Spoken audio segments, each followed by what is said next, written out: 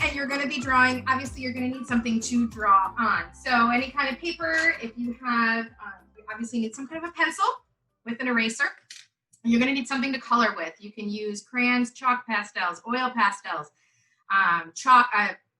colored pencils. I'm doing a heavy duty set of crayons. That's what these are. If you're with us and you're painting, something to paint on, any kind of canvas. You can work on wood. You can work on cardboard, poster board. I'm going to be using acrylic paints, but you can use watercolor. You can use tempera. Really, it's kind of whatever goes. Have fun with that. You also are going to need some kind of paint brushes. I typically use a big, a medium, and a little. I call them Big Daddy, Medium Mommy, Bitty Baby.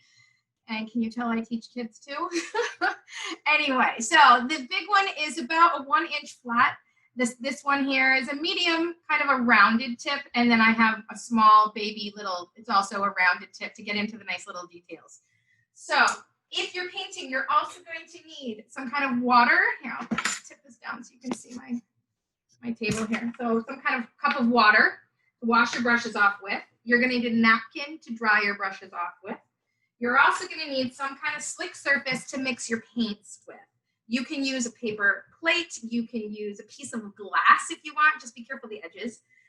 This here is a palette that's designed, a pad of paper that's designed to be a palette for paint. So there are acrylics. The kind of need a lot of colors tonight. We're going to need black, white, and brown, and green. Those are the main colors. And then the sky colors. I have blue, a little bit of purple. I wanted an orange, but I don't have orange. So if you have orange, that's even better. But I'm going to mix with red and yellow. And then that's all of my sky. How we're going to go tonight. Since I'm teaching both, I'm going to start with the painting because the background needs to dry before we can get on to the next step. So I'm going to start with layer 1 of the painting, which is, like I said, the background, the sky, and then the green of the grass. 1 layer. We're going to paint the grass in 2 layers. So then we're going to take a break. Well, break from painting, and we're going to go to drawing. So anyone that's painting with me, you're going to want your painting, the first layer dry before we get onto the second layer. So if you're with me drawing, hang tight. I'll be with you in a couple of minutes, all right? So everyone who's painting, grab your Big Daddy brush, your big flat brush. We're going to start with our sky. Now, I want to point out a couple of things. The sky, we're going to do the blue to yellow part of the sky first. I have blue over here. Yeah, go ahead. We have a question. What size canvas? Any size will work. This one that I'm working on is a 16 by 20. Hopefully that answers their questions. Anything smaller than 8 by 10, it might be a little harder for you to do if you're brand new to painting. The larger, it's kind of a little easier to control. But I've had painters that use literally 3-inch by 3-inch canvases as I'm doing these big 16 by 20 canvases. So hopefully that answered her question, and thank you, Abigail, for jumping in. Sky colors. We're going to start, we've got blue up here, and we've got sort of a pale purple on this side, and I'll show you how to do that. So we're going to start, and we're going to put our colors up here. A little bit of blue, purple on the side, fading to a little bit of blue on this side. But again, it's only, 1, 2, 3, 4, 5, 6, maybe 1/7 of the way down. We're not going to do a lot of color. So anytime, I'm talking a lot at the beginning, I'm sorry. Anytime you mix a new color, do it somewhere else on your palette. Try not to grab all of one color and mix it all into all of the other. You're going to want to grab a big chunk. And this way you can control the percentages, how much blue to how much white. Now, I'm sure there's going to be several type A personalities out there that are asking, what's the percentages? And I'm joking about us because I am one. There she is, barking away, so I'm sorry about that. All right, I'm going to make a nice pale blue.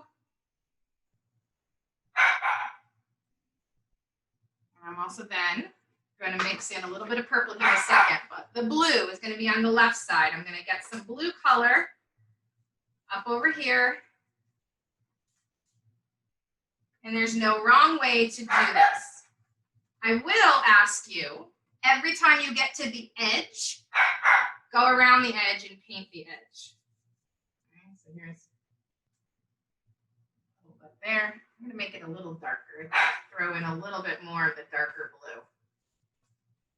And now as I'm coming over here, I'm gonna grab a little purple on my brush. I'm not gonna wash my brush.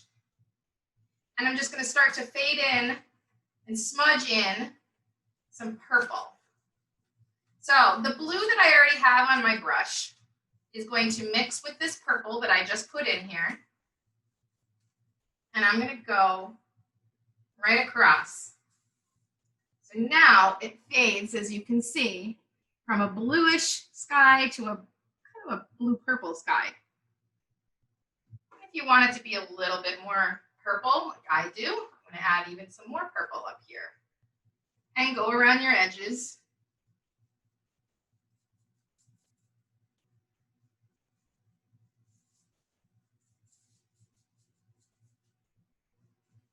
And now as this sky, as we're getting our blue fade to purple left and right, I want to keep this wet or keep moving it so we can blend it a little better. So I'm also, if you notice, it's going to get lighter and lighter and lighter. So that's why we only put a little bit of color up top. And now when I don't have a lot of paint on this brush anymore, I'm going to grab white. And I'm going to do white, a line of white right at the bottom of that band of color that we just did, okay? Now, the trick is to get it to blend and give a nice ombre. So what we're going to do is we're going to start on that white stripe, and we're going to smudge up left and right, and then we're going to bring it and smudge it down. And that's how you're going to get a nice blend from dark. As we're coming down, it's going to get even lighter. So then I'm going to move to the left a little bit. And I'm going to scrub it up and then scrub it down a little bit. Move over. I'm just going left and right with my brush. See if I can pull it a little closer to you. On that white band, I'm going to scrub it up and then pull that color down a little. And then over here, do the same thing. Scrub it up and scrub it down. And of course, go around your edge again. So as you're scrubbing, we're trying to keep our paint wet. That's the only little caveat that we're working with here on this lovely warm day up here in New England. All right. So after you're scrubbing up and down, you can go back and forth. So you know what we can do is add one little drop, and I mean a little drop of water on your paintbrush. And that will keep our canvas just a little bit wet to keep our paints from drying. That way we can blend it and have a nice fade down to a lighter blue. Okay, so we're gonna come down, so you guys know. So we went from that first band of color, and we lightened it up with some white. We're gonna come down, we're gonna continue this process about a third of the way down before we get to the yellow. We're not going to do the yellow while it's wet. We don't want to mix blue and yellow because that makes green, and we don't want that in our sky. So again, I'm just going to put some water up here so it stays nice and wet. Just a little bit of water because I want to blend it right up on top of the band of white. So I just taught you guys how to go from a darker color to a lighter color. We're going to do that again. Same exact technique. Grab some white right here. Throw it right on the canvas. And we're going to scrub again. So there we go. I just threw some white paint on there randomly at the bottom. And we're going to now do the same thing. Scrub up, scrub down a little.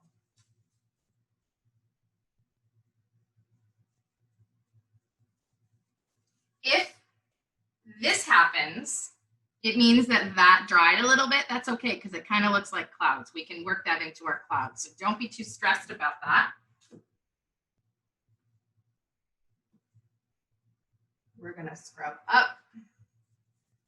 Scrub down, and again, we're going to try to get to a pale blue here, or a purpley blue. Depends on what side of the canvas we're on.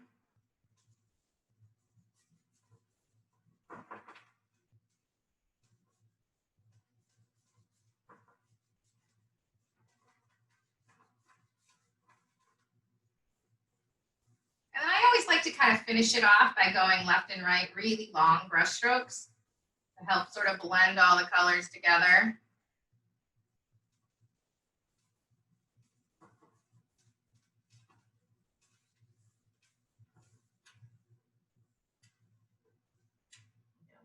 White water in here.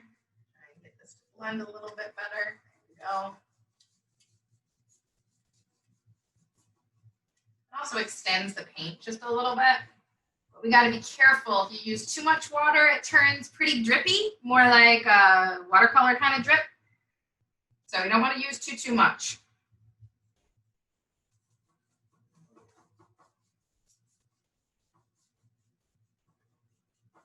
All right, I think that's going to be better. All right, yay. Okay, so you guys are going to keep working on that. Give you guys a minute or two to get your sky, and it's about a third of the way. All right, this, like I said, needs to be dry before we hit it with our yellow, because yellow and blue make green, and we don't want that. So keep kind of blending your sky out, a little bit darker at the top. It gets lighter as you come down. The goal is to get to really pale white, which should be a little bit more pale than what I have here, so hang on. I just realized that by looking on the camera. It's amazing when you get a new perspective what things look like. There we go. Blend it out. So the bottom of your blue here needs to be faded to pretty much white. Hey, Erin. Yeah. Are you using the same brush for the blue/purple and the white? Yep. That big brush, big wide brush strokes. Yeah. However, I do want to say, if you guys are more comfortable with a different brush, go for it. You don't need permission. So, but yes, that was that Big Daddy that looks like this if you look at my hand. Okay, it's about 3/4 of an inch to 1 inch flat. And again, I'm just doing it for the big, broad brush strokes. Anytime we do the little details, like the trees in the barn, it's going to be more of the tiny brushes, just so you guys know. Okay, so go ahead and finish painting the blue part of the sky. I'm going to come over here and start our drawing for our paper crayons. And this is where I'm going to go. I'm going to be jumping back and forth between the two to give everyone time to kind of catch up. Okay, so for the drawing, you guys are going to need to do it with your pencil, and then you can use your eraser anytime you don't like what you draw, or if you want to fix or change something, you guys have the option to do that. I, however, have to do it with a crayon, otherwise the camera won't see what I'm doing.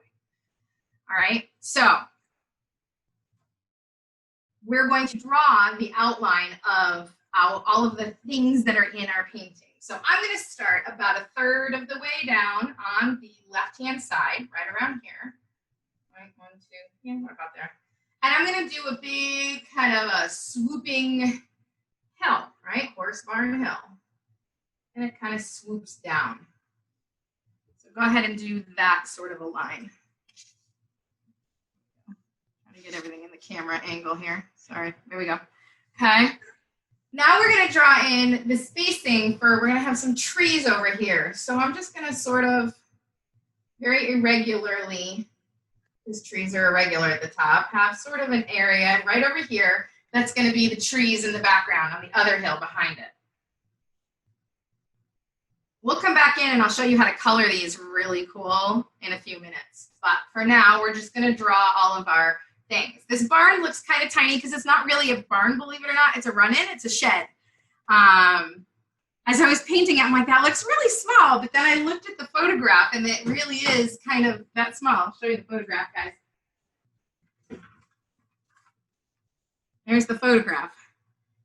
I decided to do one barn instead of two because it's a lot easier to do one than try to make two that are identical. So I hope you guys are okay with that. But that's what we're going to do now. We're going to draw our barn. Pretty tiny, our run-in shed, technically. Okay, so the left-hand side of our shed, it's on a hill, so it's going to be on a slight angle at the bottom. So you're going to draw a line perfectly straight up and down, perfectly vertical, and then a line at the bottom. I'm going to do it a little bigger up here to show you kind of the dimensions and how to put it together. This line up at the front also needs to be just as tall. Think about the construction of the barn. This side of the barn is the exact same height as this side of the barn, but they're both parallel. So kind of a parallelogram, I think, right? Is that what we call it? All right. We're then going to do the roof. So the roof comes up and then comes down. So the front of the roof is going to be a little bit bigger, or appears to be bigger. So it's not as, you know, we're not looking perfectly flat at it. We're looking at it on an angle, and it's on a hill. So it kind of is kind of slanted forward a little bit.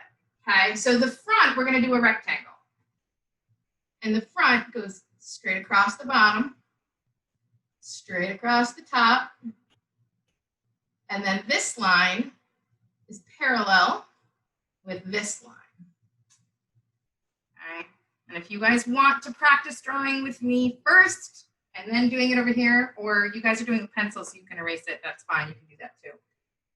Okay.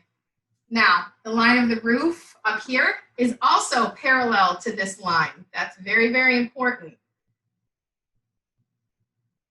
Okay, but how long do we go?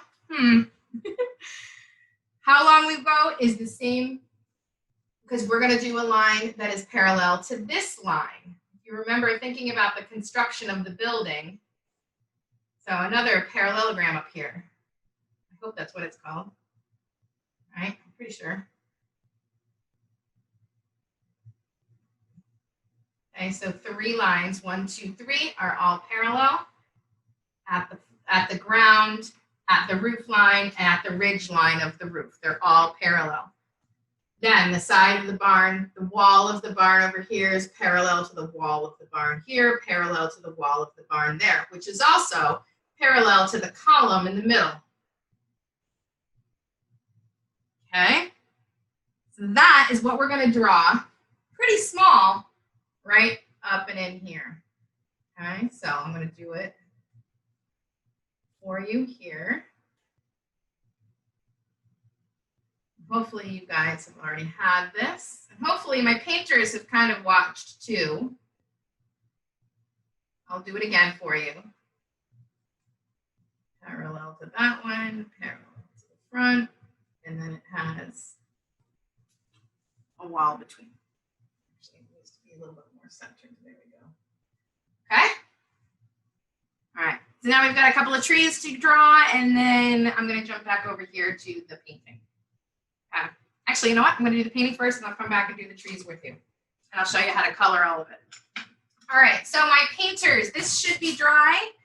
Anytime your painting is not dry, feel free to hit it with a hairdryer if you have one there. All right. That's the beauty, I think, of this whole COVID thing, is that most people have hairdryers at their house. Because when I'm doing big in-person parties, we don't have you know, hundreds of hairdryers to run around with. All right, so we're gonna finish our sky, and just like we went from a darker shade to a lighter shade, we're gonna start here with our darker shade of yellow, and we're gonna come up, and it's gonna be a lighter shade of yellow, so more white. So I'm gonna start with a pale, this yellow that I have, I don't know what color you have, but I have, it's too bright for me. I want it nice and kind of washed out like that. And I'm gonna mix, so maybe 50-50, a little bit of blue, excuse me, a little bit of white, a little bit of yellow. I'm guessing, I think it's about 50-50.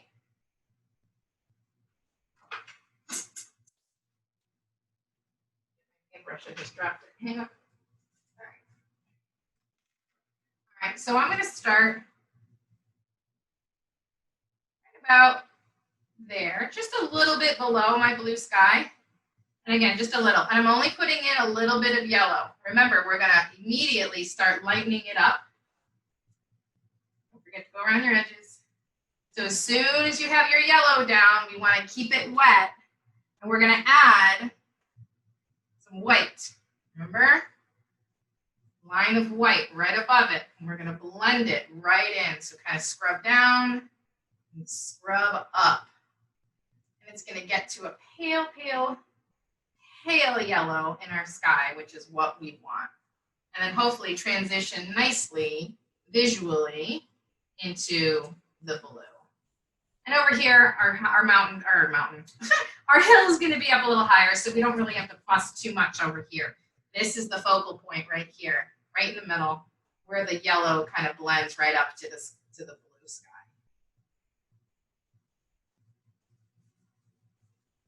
So I'm just going to kind of keep pushing and pushing and pushing until I have no more paint left. You can even dry your brush and sort of blend it with the dry brush.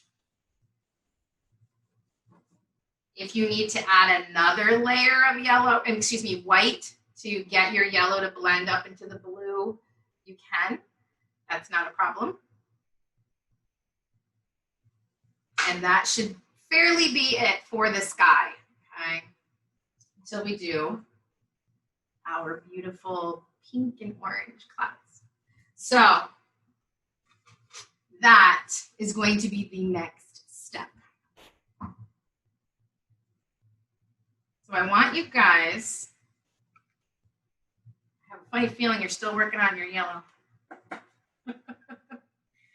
You just sense these kinds of things. So go ahead and keep working on your yellow. I'll go over to the drawing. All right. Don't drop that. So our drawing, let's get back to our drawing. We're going to do a cutesy little tree. We're going to put happy little trees, as Bob Ross would say, right? So I'm going to have a smaller tree here. I'm just going to sort of sketch in sort of the shape of it. I'm kind of just scribbling. I tend to kind of scribble the shape and how big I'd like it to be. So hopefully you guys can see sort of my scribble. Here, I'll do it a little darker. And just to give it a place to live, right? Sort of just scribble it in place. You don't want it to be perfect. You don't want it to be a triangle. You don't want it to be a lollipop. You want it to be really organic in shape. And the same thing with our little one that's right over here, right? So I'm going to scribble sort of a happy little tree back there. And then the same thing up here. And this one is a little higher than our shed. And it's going to go up and be pretty tall into our sky, if you notice. It's the tallest tree in the drawing. So I'm going to just kind of look at that outline shape and try to sort of mimic it, because it looks, obviously I did it from the photo and the photo is real. So I kind of liked that shape. Sort of random. There we go. That's the outline of that sort of tree. Okay, so you guys just did this with pencil, which is great, because now when we start to color it, you can color right over the pencil and then come back with a darker crayon or crayons or chalk pencil, whatever it is you're using, colored pencil. Excuse me. So for now, go ahead and finish drawing your trees, and I will be right back here with you. There we go. Give it a little bit of some tree branches. Okay, so my painters, hopefully you're done with the yellow. I want you to grab your medium mommy brush. We are going to do our clouds. Now, our clouds, I'm going to show you the technique with this first, then I'm going to do it on the canvas, okay? So we're going to start with this kind of pinkish salmon color, the darker color. And I do it, literally, I scrub it on. So I don't use a lot of paint. That way, when I get out here, it's like almost nothing. Okay, so we're going to scrub our darkest color on, kind of randomly, and I do it sort of in a circular motion. I'll slow down here. Okay, and then I jump down here, and I also kind of do it on an angle. If you notice, they're all sort of on angles. Right, this one's a little bit more orange, but these two up here, I start with that darker salmon color, and I'll show you how to do that in a second. So if you just want to kind of practice this, right? We have a question. Sure. What size brush are you using? This one technically is a number 6 round. If you guys have brushes that are, yep, number 6, and it's a round brush. Okay. Against my hand or my finger, that's what it looks like. Hopefully that'll help you. Okay. Whereas the other one was fairly flat, this one's rounded at the tip. And that's how I'm going to scrub. And I'm going to use that tip to my advantage. So when I get down here, I'm going to be able to get into a much smaller space. And right there, a much smaller space. So that's the technique of scrubbing. As we go, we're going to start with the darker color, then we're going to layer on the lighter color on top of it. The other thing I need to tell you is when you're painting, you got to be mindful of the pressure you use on your brush. Are you going to do very, very slight pressure? If so, you're just barely touching the canvas, or are you going to push really heavy and get a really thick line, okay? If you're unsure, you're brand new to painting, try doing this technique on a separate piece of paper first, or on the tablecloth or whatever, on something else. Going very, very, very, here, see if I can get here. Very light pressure to get the really just the tip of the brush versus the whole brush and getting a really thick line. So very tail end, really light pressure, or the whole thing, heavy pressure. Either. So there's two different ways. Okay. And just one more question Yeah, as yeah. well. We have a few folks using watercolors. Do you have any different technique advice, or is it the same kind of technique? You can, it's funny because with watercolors, I do acrylic technique with watercolors. I just use a little bit less water and I can get it to look like an acrylic painting by the time it's done. So there's certain ways. If you use a lot of water, your brush strokes aren't going to show as much and you're going to have more of an abstract because you can't really control water. That's kind of the beauty of watercolor. If you want more control over your colors on where they're going to go, you need to have less water. Hopefully that'll help. And then you can paint, if you do the less water, you can paint it more as if they're acrylic, like what I'm showing you. Hopefully that helps. Let me know if you need any more help on that. Okay.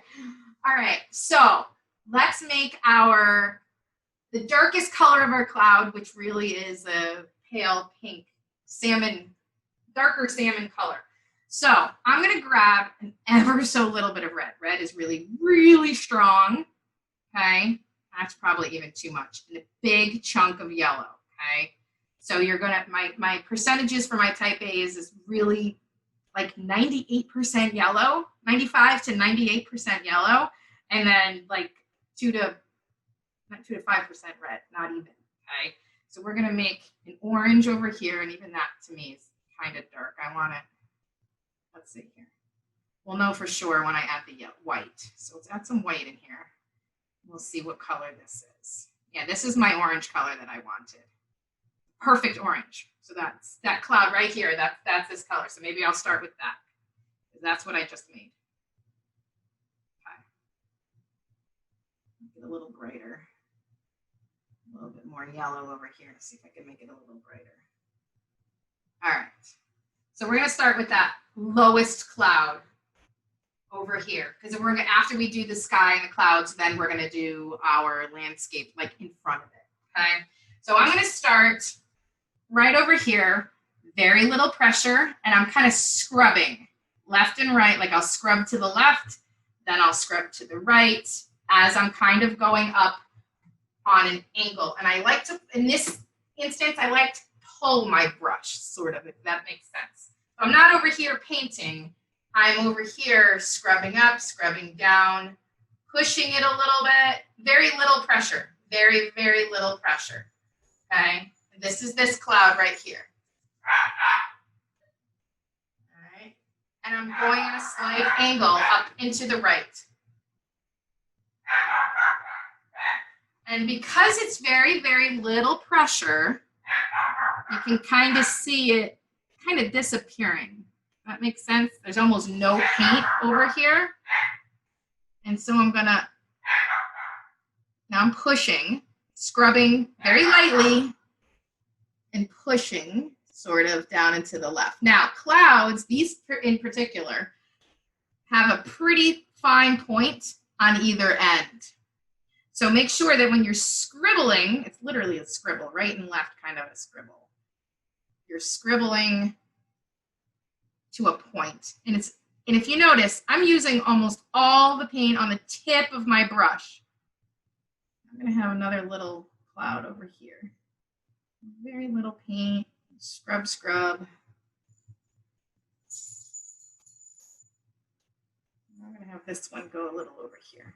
Okay, now you need to keep this wet for the next step, which is adding a little bit of white to it. So go grab some white paint on your brush, and you're going to do that same exact technique toward the bottom of this orange. So what's going to happen? It's going to pick up this orange and blend and make it into like a real pale orange color, which is what we want. We want that lighter edge. Get a little bit more white paint. Scribble. These are all scribbles, guys, okay? All scribbles. And blend it in. Very uneven. We want it uneven. It looks better if it is. The same thing down here. We want some more unevenness. Hopefully this is making sense to you guys. I might add actually a little bit more white to it as well. Just a couple of little bright spots of white. Scrubbing, scribbling it in.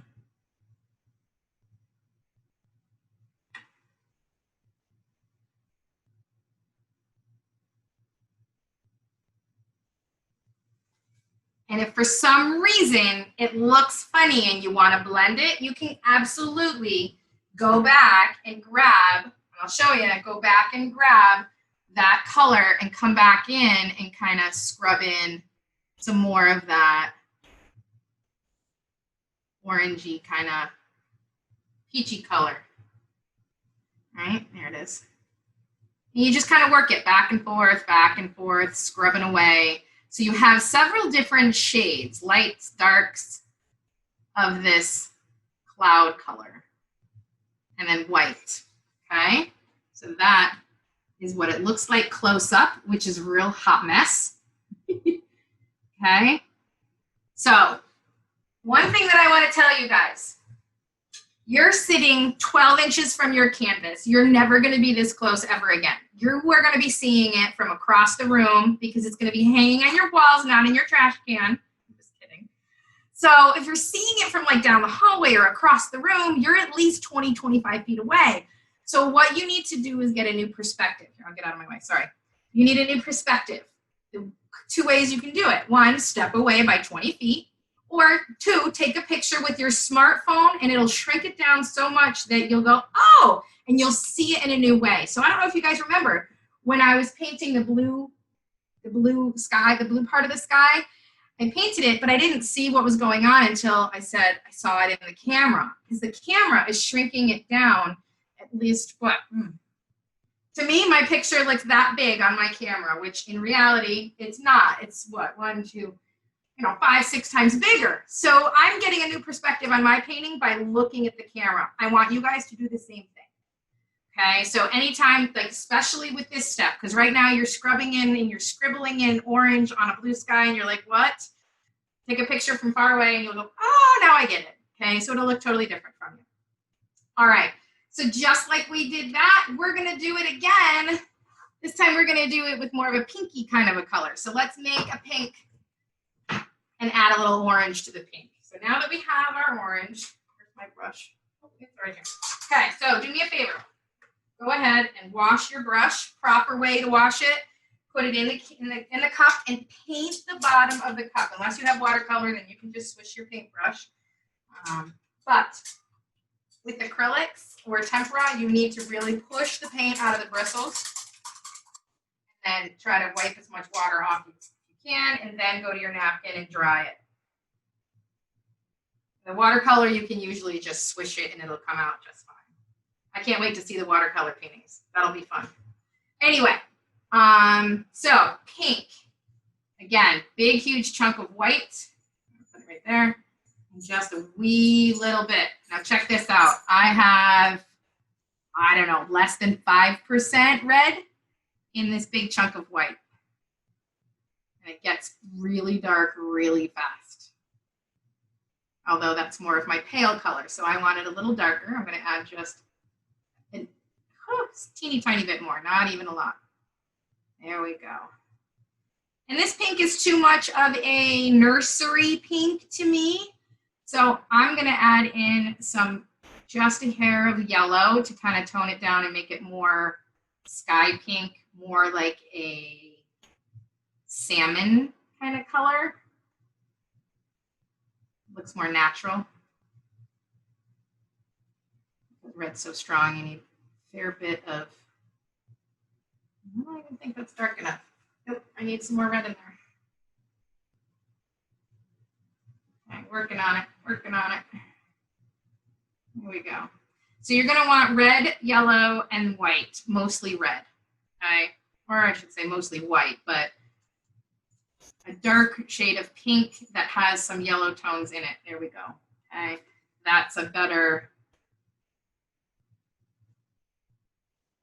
yeah. All right, so same technique.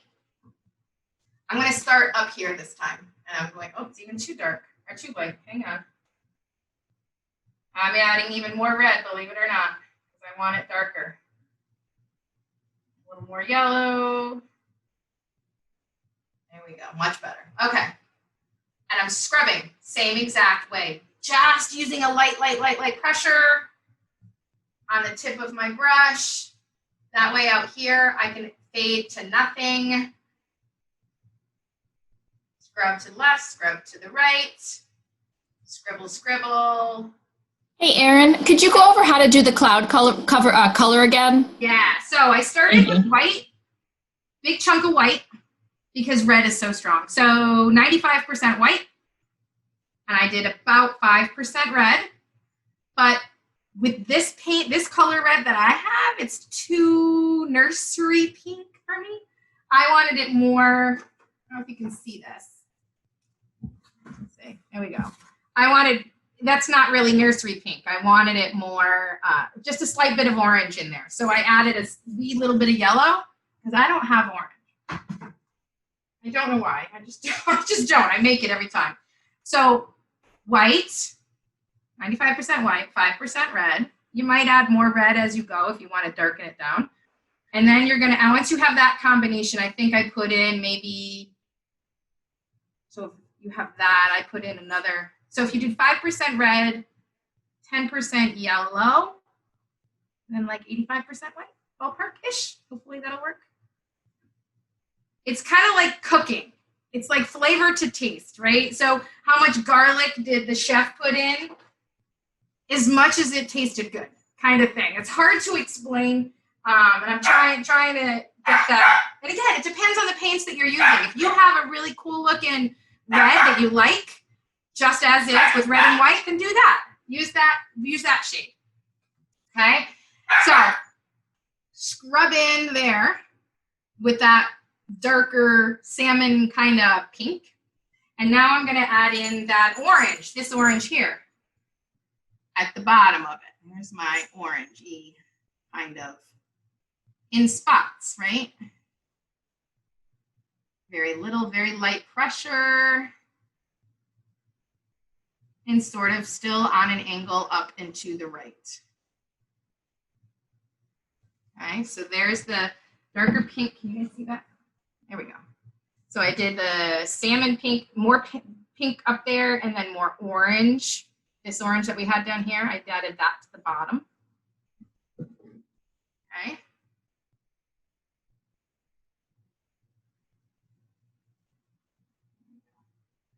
That's more of the orange.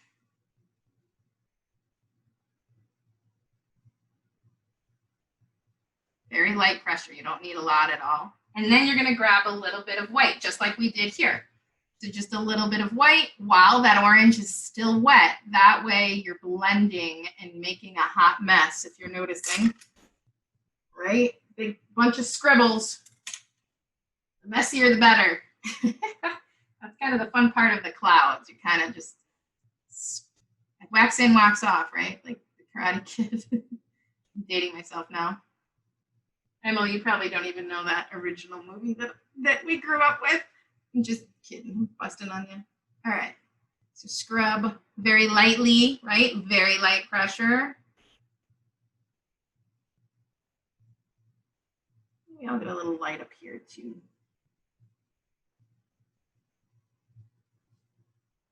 Okay. Where are we? Oh, sorry. So see how messy it is?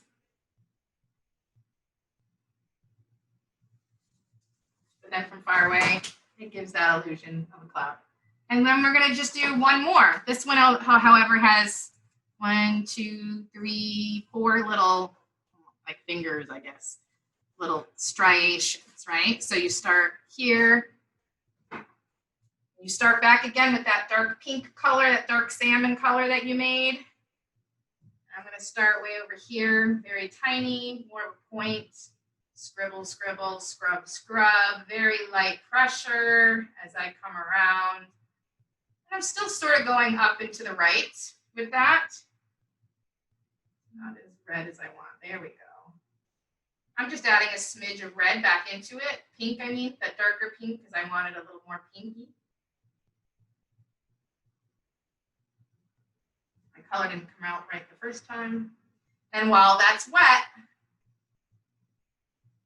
I'm going to kind of sort of talk about my second little finger, my point. It's going to be here.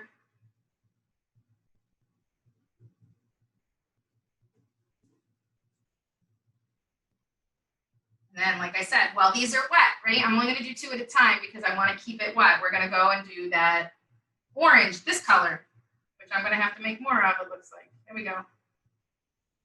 And right along the bottom, you're going to add some of that sort of orange scrub, very light pressure. Scrub to the left, scrub to the right, very lightly, very lightly. Over here, it's going to kind of mix into one cloud. Here, it's going to over here, very, very lightly.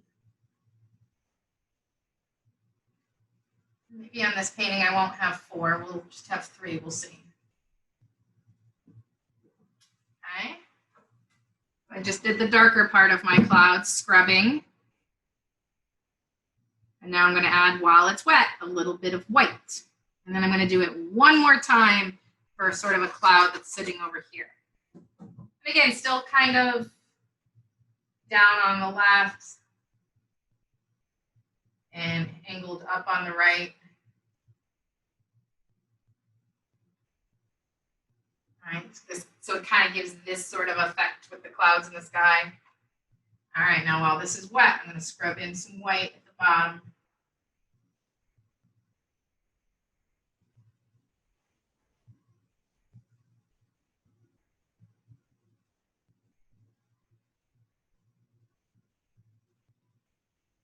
Bottom of that cloud, now the bottom of this cloud. Even though they're kind of smushed together a little bit.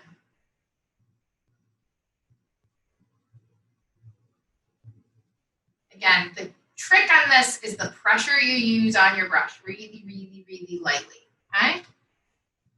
Really light pressure, and it's gonna be a hot mess.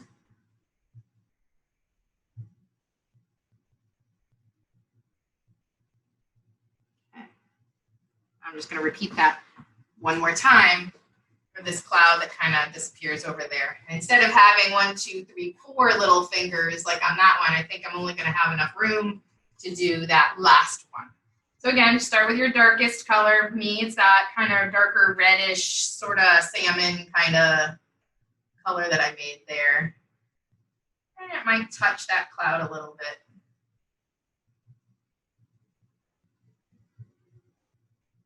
And then I'm going to go right to that orange, like this one.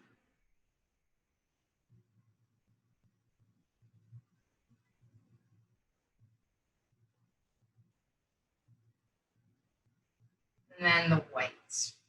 And don't worry, I'm going to give you guys time to play with this right now because I'm going to go jump over and do the drawing again for a second so you guys can keep playing on your clouds and getting them to where you want them to be, okay?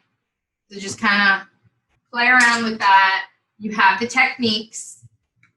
It's literally just that real pale, real light kind of scrub with the tip of your brush. Okay.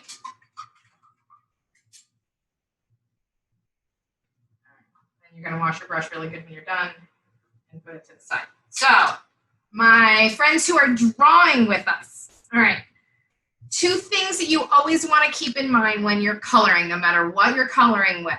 One is how hard are you going to push, the pressure you're going to use. I'll show you what I mean. Are you going to push very, very, very lightly? Are you going to push a little harder? This is what we call a value scale, okay? And I have all of my students create this with a pencil so they can see and get to know how hard they can push to get, I'll stand this way, how hard they can push to get the shade of gray they want with a pencil, right? Same thing with crayons or chalk pastels, oil pastels, same thing. How hard are you going to push? Keep that in mind. Second, you're going to keep in mind is how are you going to apply the color? Are you going to use the side of your crayon and get that sort of an effect? Are you going to use the tip of your crayon on an angle and get this sort of effect? Are you going to, say, scribble however you want to scribble, which is usually what I do for trees, okay?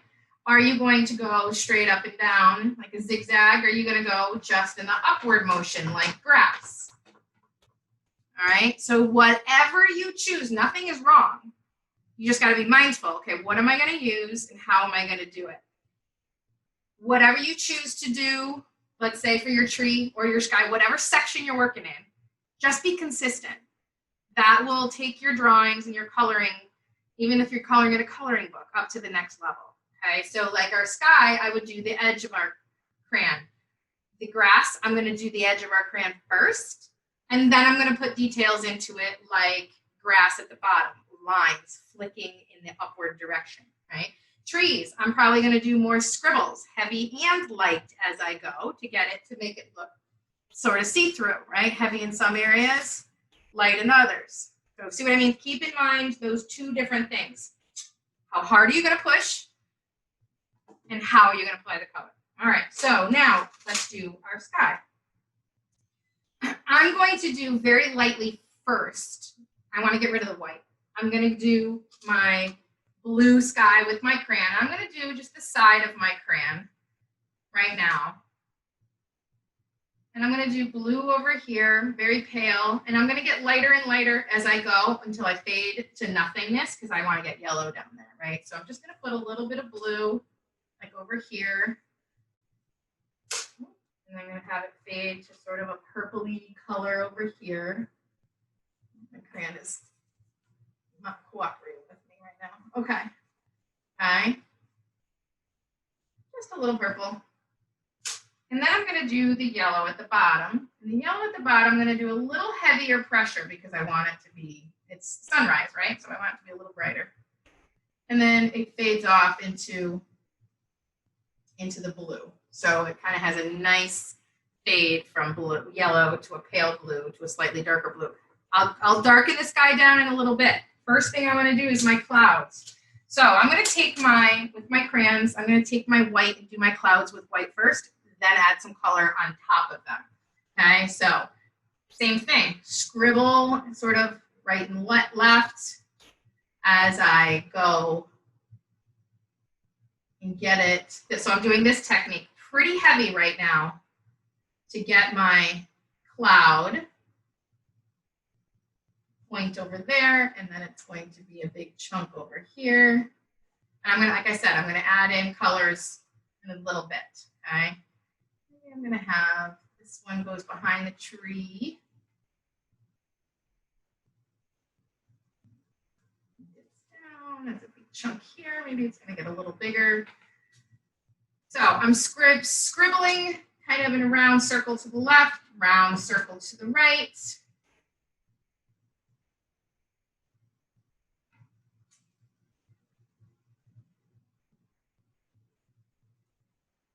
And I'm just kind of doing it in this same fashion, right? So it's kind of on an angle. Can you sort of see it? Yeah, you can kind of see it.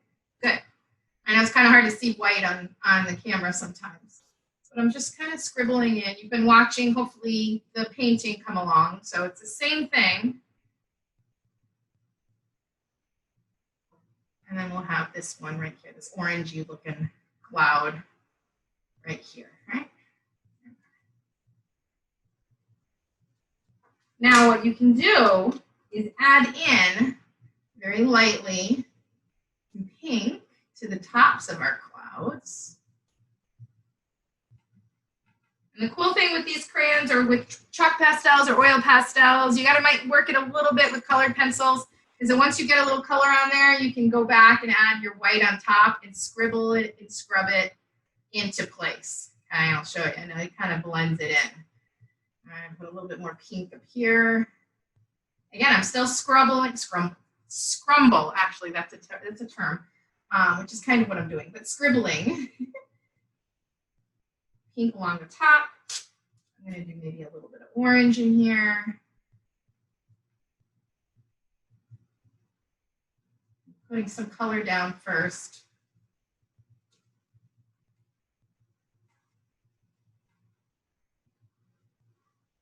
And this is more of an orange on this one.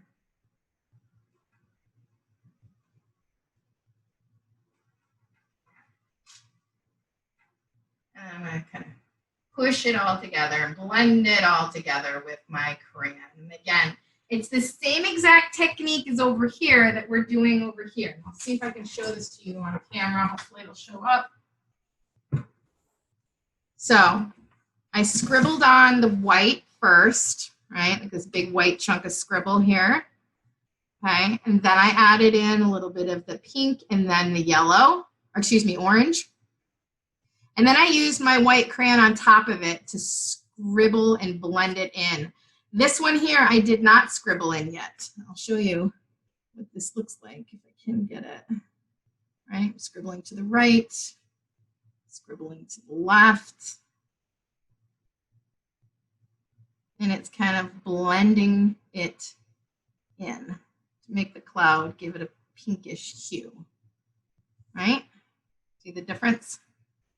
Okay, so go ahead and keep doing that on your clouds, and you're going to work on your clouds to get them in your pinks and oranges and whites. If you want to have it white too, you can. Let's see.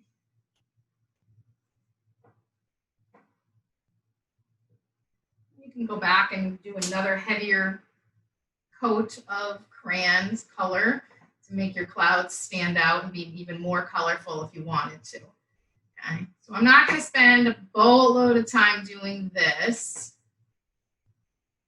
You guys kind of get the idea. But this way, mine's not going to be perfect. How's that? Hopefully you guys will spend a little bit more time. As I'm painting over here, you guys can spend more time fixing and adding to your clouds. Then, once you have your clouds the way you want them, then you can come back in and put your color into your sky. I'll do a lighter blue up here. There we go. Right, and you're going to go around your clouds. Take your time and color inside the lines. I hate saying that, but that's what you'll do here. You don't want to get too much of your blue into your bright colored clouds. So I'm just using more of a turquoise blue right now. Just more of a sky blue, really. And I'm going to push a little harder over here. Maybe even add a slightly darker blue. There we go, on this side. Give it more drama and more, I think it frames it in nicer, right? Like the sun's coming up over here and it's darker over there, right? Okay, so go ahead and play with the clouds in your sky. And again, how hard are you pushing? And how are you applying the color, right? So now, my painters, go ahead and wash your Big Daddy brush if you haven't already.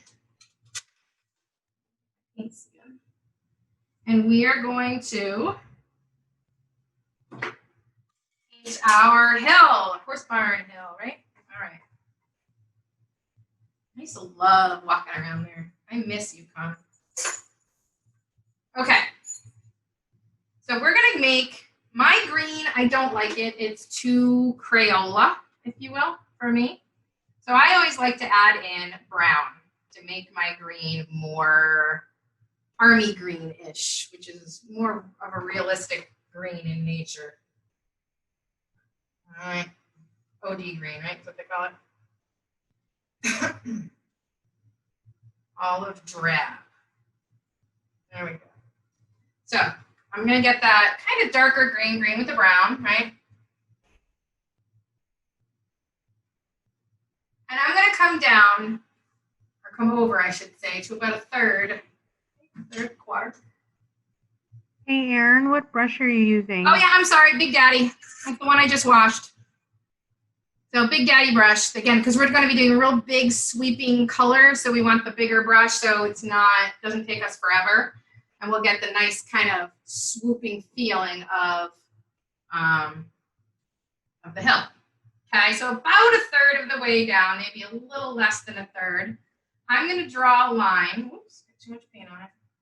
I'm going to draw a line, again, my hill, right? And it's going to go just a little bit below my sky, my yellow that I just did. Okay? Actually, I can go right to it if you'd like. There we go. I'm going to do that instead. Because our trees are going to be over here. We're going to have all this over here. Okay? Swoop it up. And literally, we're going to be doing this, covering the entire canvas. This is our first coat of our hill and our grass. Don't worry, we're going to come back and make it look a lot better than it does right now.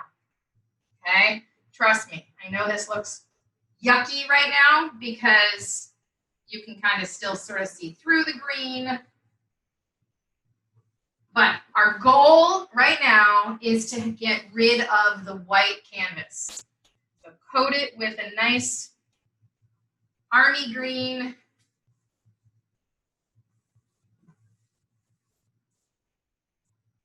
And I'm going to come back in here and kind of do my, make this hill, make it look more like a hill the way it's swooping, right? Because over here it's flat, but over here it's kind of like a little bunny hill slope.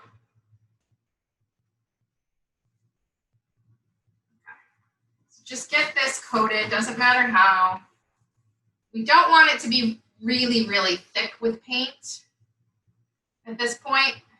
Just, I'm going nice long brush strokes, left and right. Yellow with green. And if you have streaks, it's okay. It's going to kind of lend itself to the grass very nicely.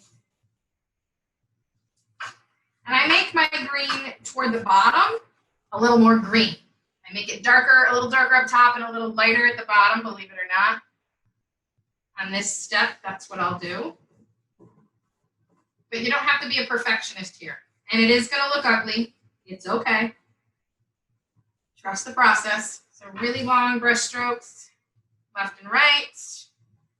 And then if you want to make it look more like a hill, it's going to come down, swoop down and around this way. Where your barn is, it kind of starts to taper off.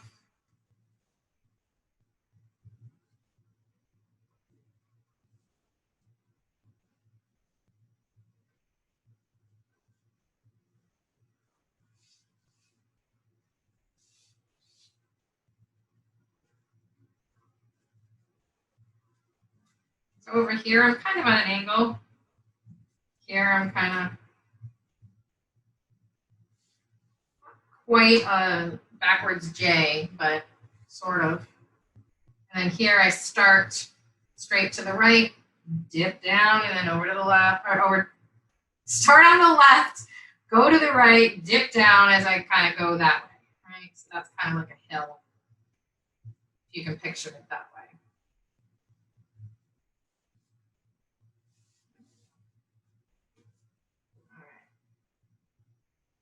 Gonna fix this edge up here. I just realized it's a little wonky. There we go. And again, it could be a little darker up here if you want.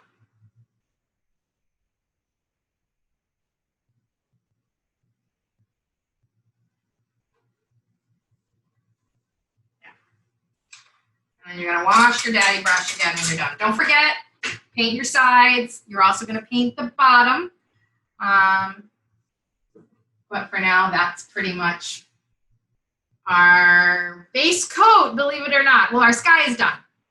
So it's beautiful. I'm loving it. Hopefully you guys are loving it too. I wish I could see you guys. I like to see what you're doing, but that's okay. While you guys are working on that, we're going to jump over here. And this is where I typically, if I was in person with you guys, I'd say this is going to be our drink and dry. Gotta let paint dry, so why not grab a drink, right? So grab a drink of water, grab a drink of whatever you would like to drink.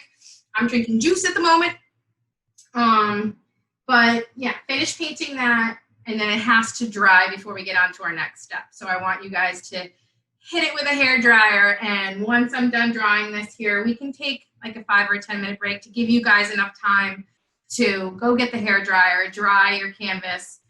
And also, what would be easy for you guys, I would suggest going and grabbing a little piece of chalk. This is for my painters. Just a little piece of chalk, so you can draw this barn or this shed, the run-in shed, on your canvas before we paint it. If you don't have chalk, you can do it with a pencil. That's fine. It's just not as easy to erase. Pencil or chalk, you can just wipe it off really easily. So if you have chalk, go grab it, finish painting, dry it, and then we'll be back in a couple of minutes, okay? All right. So let's get over to our drawing. Just like we did the green here, we're going to do the green here, okay? Again, the big swooping manner. So I only have a really funky looking colored green. So I'm going to do, this is my green. It's kind of a very bluish green. So I'm going to add brown to it too. So a little green, a little brown. And I'm going to use the edge of my crayon. See if I can open this up and get a bigger swoop. Again, you got to keep in mind 2 things, right? The pressure and how are you applying the color. Are you going, if you're with a pencil, you can absolutely, color it in lots of different ways.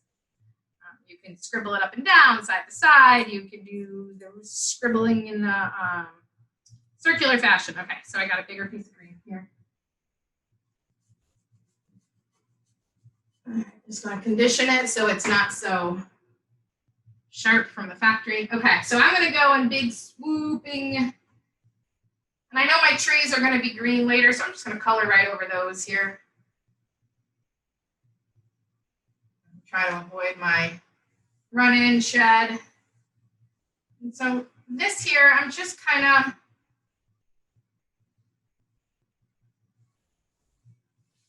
putting in, getting rid of the white is what I'm doing here, right? Down here, it's pretty flat. Up here, it's a hill. So I'm going to go in the direction of the hill.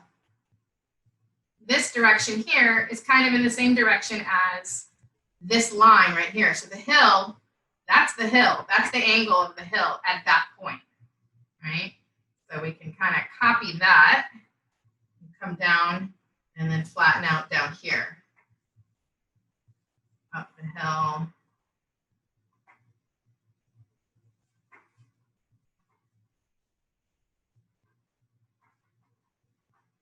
It's kind of, like I said, a really kind of a funky green.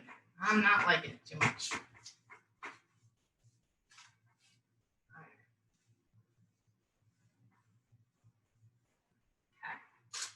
Then I'm going to add in, because I don't like my green, I'm going to add in some brown. And I'm going to make it darker. I'm going to make the hill, if you notice, the hill up there is just a little darker. It was especially darker in the photograph. So I'm going to make the top of that hill, only because the light source is way back here on the other side of the hill. So I'm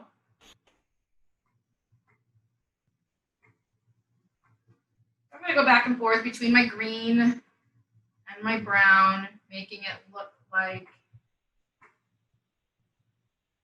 kind of a hill, right?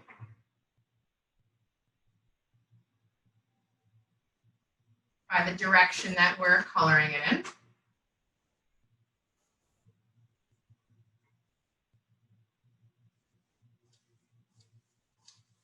Then you can add, you know where your trees are going to be, so you can add a slightly darker area, which means just push a little harder right around your tree for your shadow and right around the run-in shed.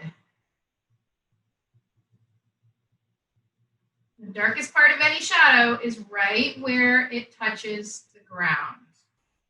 So make sure that that right up to the barn, right up to the tree, right there, that's the darkest part of the shadow, and then it starts to fade away and get lighter and lighter and blends into the rest of the environment.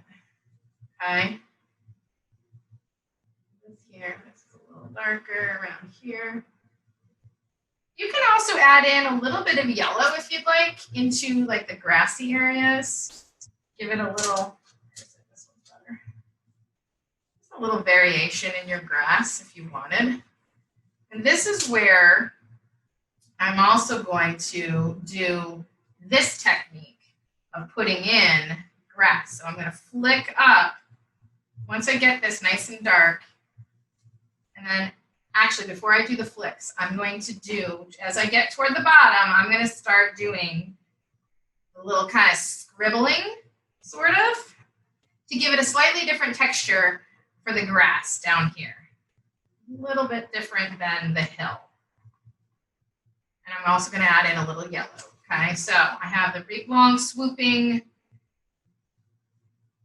hills with the green, brown to make it a little darker in areas.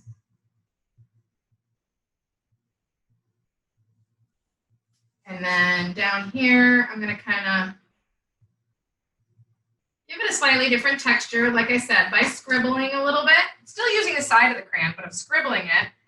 Then I'm going to go through and do kind of flicks, bigger green here. Literally like flicking straight up with my, it's just my wrist, okay?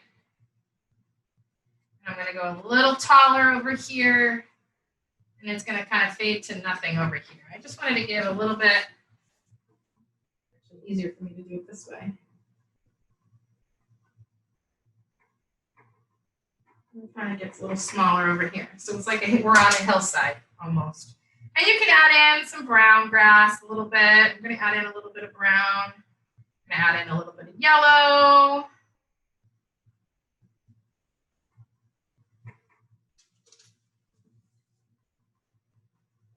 Again, just to give it some interest. And I'm doing like a medium pressure right now. Add in a little bit of yellow over here.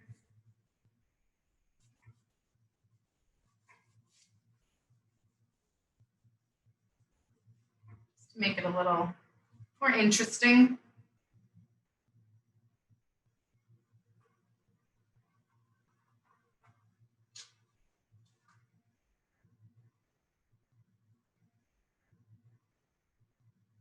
Are we done drawing yet? Let's see. I'm gonna keep watching the chat bar.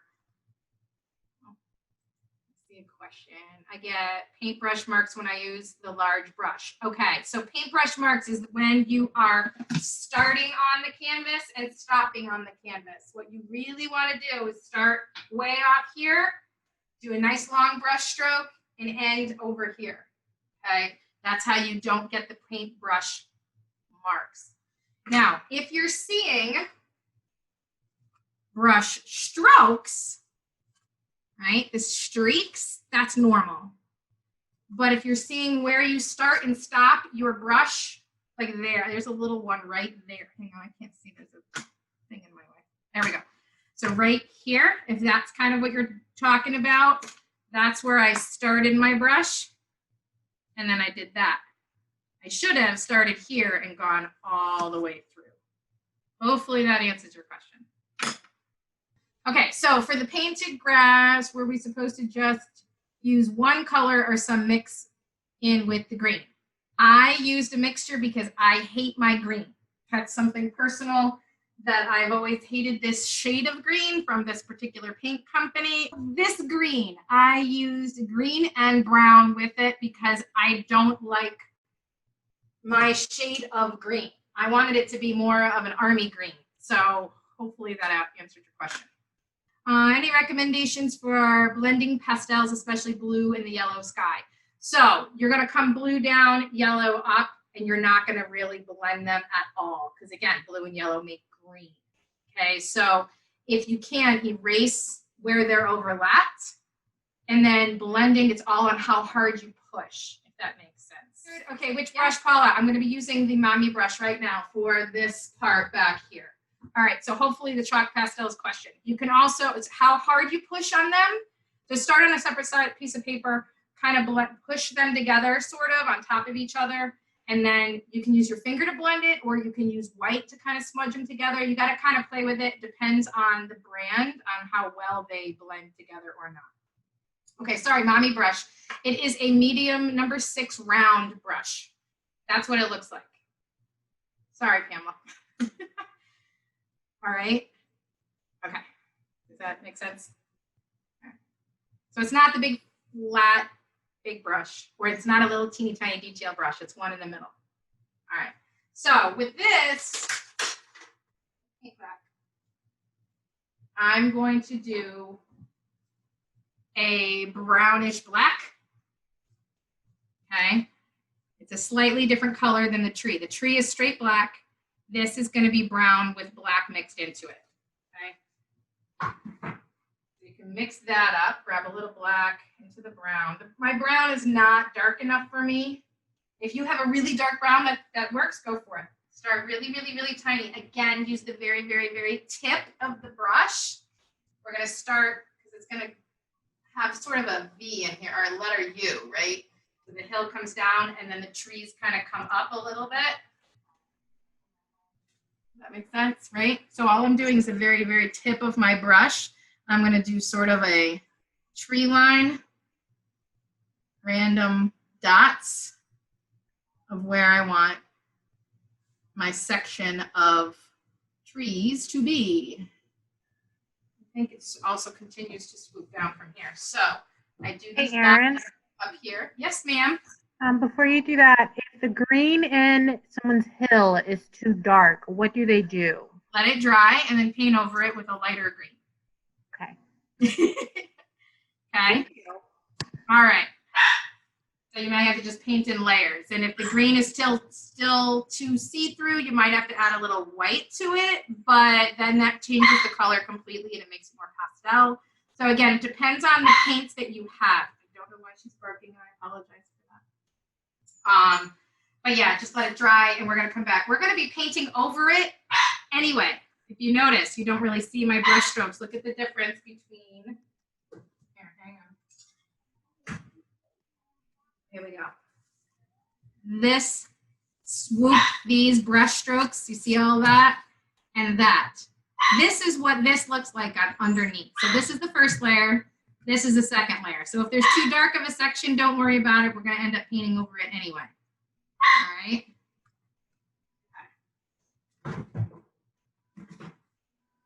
All right, so mommy brush, the number 6 round, that one, right? We're going to get the brownish black.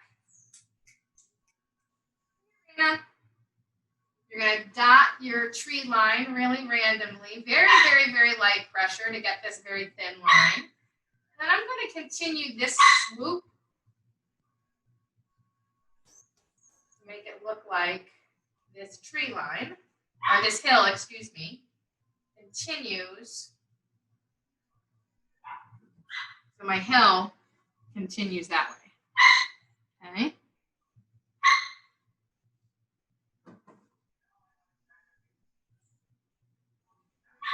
No.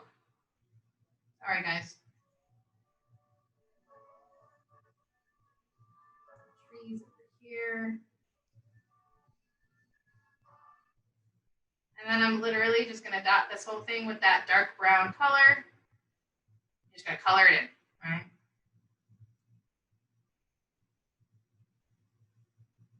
And because it's not straight up black, our tree will stand out in front of it just a little bit. Don't forget to go on your edges.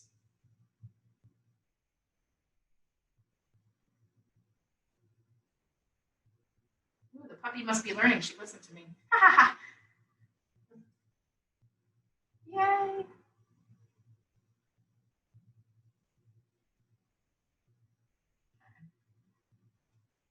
So now I just made my hill more slope-ish. Is that a word? All my English majors are going to yell at me.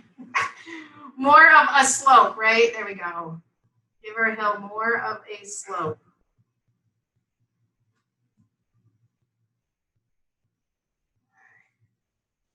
Okay, so it's a little darker back there. By now, hopefully this is fairly dry, because we're now going to do second coat, and then we'll get back over to the drawing. The second coat also needs to dry before we can get on and do the trees in the barn. Not cans. Hopefully we'll be done in a half hour. Might be a little bit longer. We'll see. All right. So I'm going to go back to the Big Daddy brush. That number 10 flat is what it's called. Because I want to do really big swooping lines and brush strokes. Okay, so there's my hand and there's the brush. Okay. But I'm using a pretty big canvas, so I want a pretty big brush to cover it. This time I'm going to use more green. And I like to add, again, with my shade of green, again, it depends on what color green you have. I'm going to add in a little bit of brown to tone it down, but I'm also going to add in a little bit of yellow. I don't know if you guys can see that. So this right here has a little bit of yellow in it. Green with yellow, green with yellow. This is straight green, green with yellow. You kind of see that, a little bit of yellow back there. Okay, so we're going to do the hill with the big swooping brush strokes, kind of like we just did, right? We're going to kind of go back and forth between the green with the yellow. So find a green color that you like. Mine's the green. Erin? Yeah. Sorry to disturb you. It's Could okay. you repeat the technique you used for the trees? Was it a stroke or a dab? Or these trees back here, the tree line, they're all, you can do stroke. This back here, right? So you can do stroke if you want to, but I started and I dabbed it all. But it's so, if you look, it really doesn't make a difference because it's so dark way back there. These are definitely dabs. Okay, so these are definitely dabs. These back here, I did it with dabs, but it's really not as important.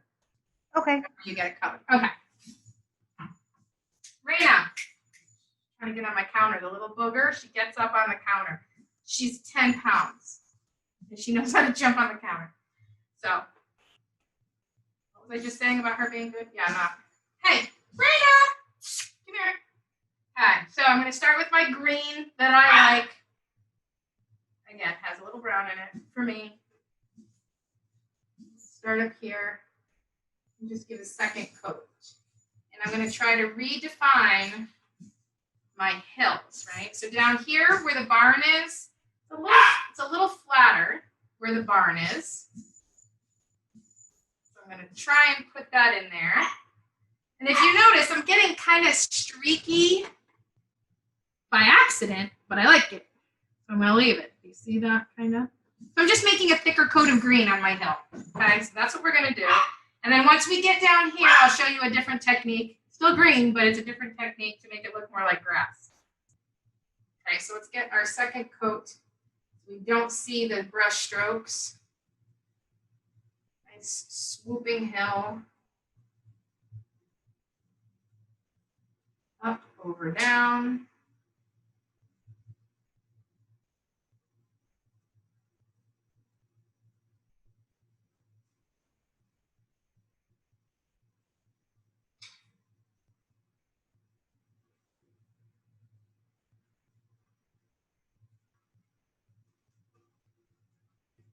Can't wait to go through all these comments at the end of the day. I love to do that when I do my classes. Sometimes I do classes on Facebook, and I love to go through and look at all the comments.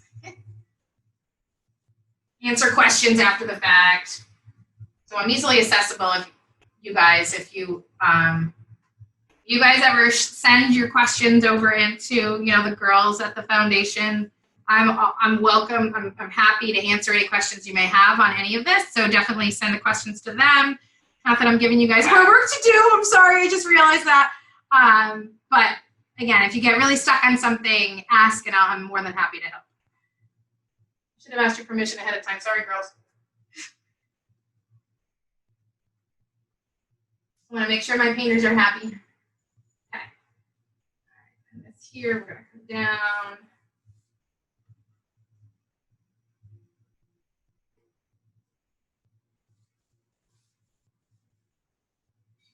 And again, if you don't like the way you're seeing your brush stroke start and stop on the canvas, do really long strokes from end to end, right? Up here, you start and then swoop down. I'm putting both green and brown on my brush right now. That's why I'm kind of ending up with all of these streaks, which is fine. I'm kind of liking it. I don't mind it.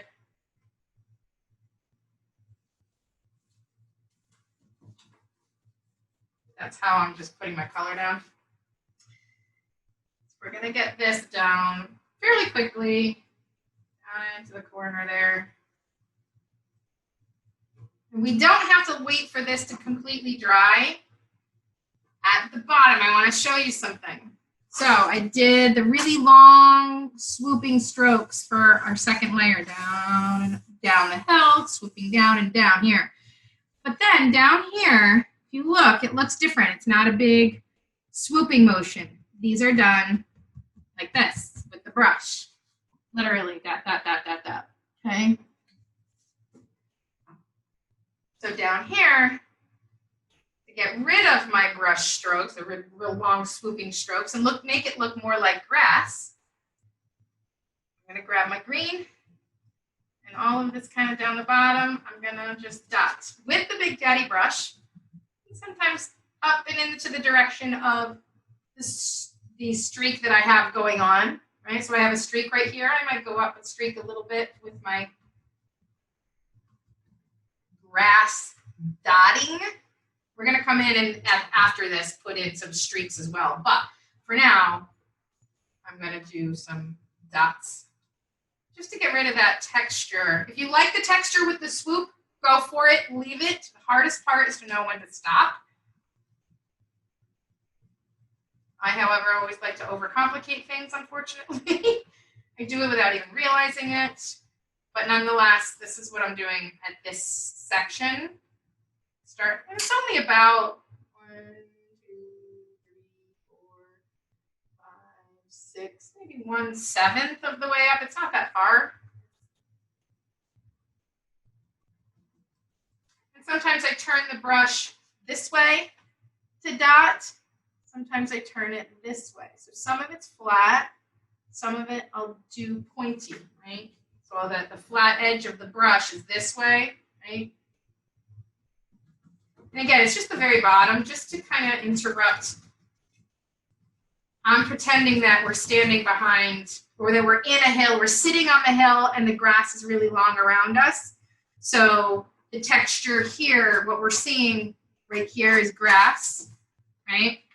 In front of us as we're sitting in the grass. And then it kind of looks like, oh, that's the grass we're sitting in, it's just further away, and then way far away up on the hill. That's kind of, in my head, the story I'm telling myself. Okay, so just a little bit of texture down the bottom. Same exact color, it's just being painted a slightly different way. Okay? All right. Just a little bit. So this is the new one. Kind of hard to see. You can sort of see the texture if I do that. So the bottom is sort of dotted after I did the real long swoops. The grass, so you were still doing the stroke, the big long stroke. So now just take your brush and dot it, okay?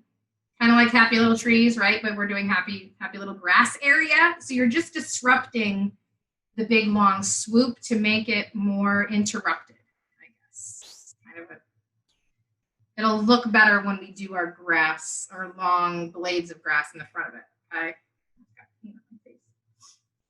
Okay. And oh my goodness, Jennifer, this is Alumni School of Fine Arts, yay! YAG, Alumni Engagement Team, Social Work, Foundation Social Media. Love it, you guys. All right. So while you guys are kind of working on that, touching on the grass, making it look kind of interrupted so it's not so swooping brush strokes, let's go over and do a little bit of drawing, okay? Because my fellow drawing friends are waiting patiently. Thank you. So I'm going to do this bunch of trees back here with brown and black. Do I have black? I do. Okay. I got to get more crayons. I'm running out of black. All right. Now I'm going to use this technique, this little scribbly technique with my brown. All right, I'm going to start with brown. I'm going to kind of avoid my tree a little bit. And it's going to go over here, pushing pretty hard. And you want the top there to be really random. You don't want a straight line. You want a really organic line.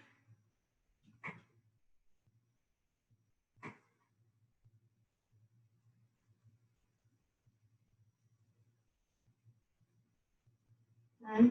The bottom is really fairly straight because it's the hill, right? The hill in the front is creating this pretty straight line, or this nice sharp-edged line. How's that? It's not straight, but all right. So you start with that scribbling brown, and then you can add over it, which is what I'm doing. I'm using the side of my black to darken it down, but I'm still also scrubbing and scribbling with sort of a medium texture, a medium pressure inside this entire area that are trees back here. I'm also, because this tree is black, I'm going to do the same thing with the tree. I'm going to scribble the side of my crayon.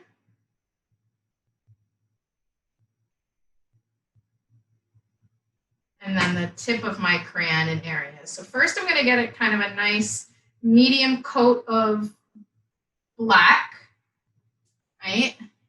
And then I'm going to push a little harder in some areas to make it so that way you can kind of sort of see through it, sort of not.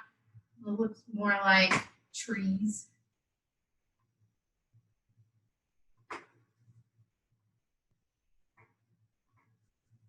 Okay? And the same thing over here and over here. So you start with medium pressure side of your crayon, kind of scribble. And then you use the edge of your crayon, scribble on some areas. And that way some stays kind of gray, some stays kind of dark. Again, so same thing here. I'm going to go edge of my crayon, get kind of a gray.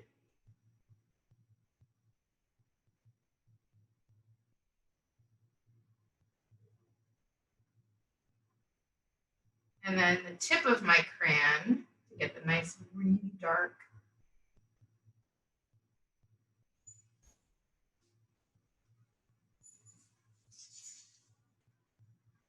And then I'm going to add in some scribbles that are really dark on top of the gray scribbles.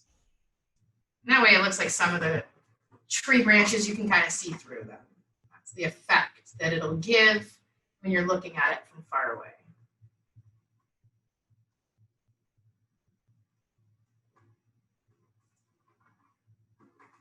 Whoops. Okay. You can also add in a little bit of brown in here if you want to. You don't have to, but. So the only thing we have left on here is our shed, right? Our run-in shed. The front two squares are black. Okay, so color in the inside of the run-in shed black. The side of the barn is red, but you're going to add black to it because it's in darkness. Okay.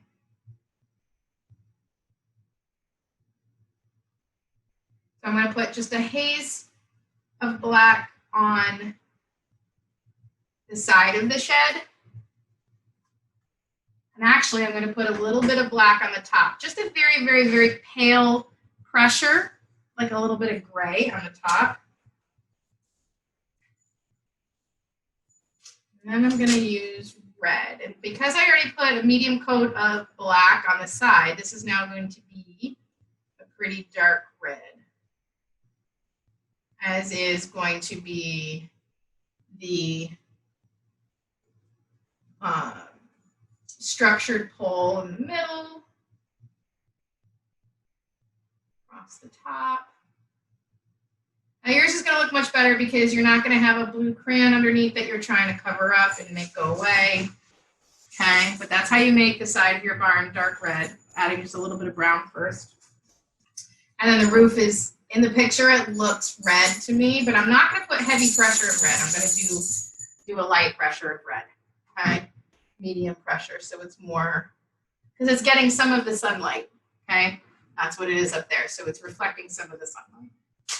And then that, my friends, is it for the drawing. Hopefully you guys liked it. I can't wait to see your drawings. Hopefully you can share them on social media. Definitely tag. You can also tag Paints It Fun, okay? Literally the 3 words. I would love that if you guys can do that so that way I can see it. And don't forget to sign it. I like to sign my paintings in a similar color that's toward the bottom. Like here, I did my name in brown. I don't like to do it black or white or whatever. I'll do a color similar to what it is here. So here I would probably do, well, with crayon, I'd probably do green crayon and then just push a little harder. All right, let's see. So back over here. This is still a little wet. That's okay. We are going to work on the grass right now. The grass, the blades of grass. Okay. This I do with the baby brush. Where is it?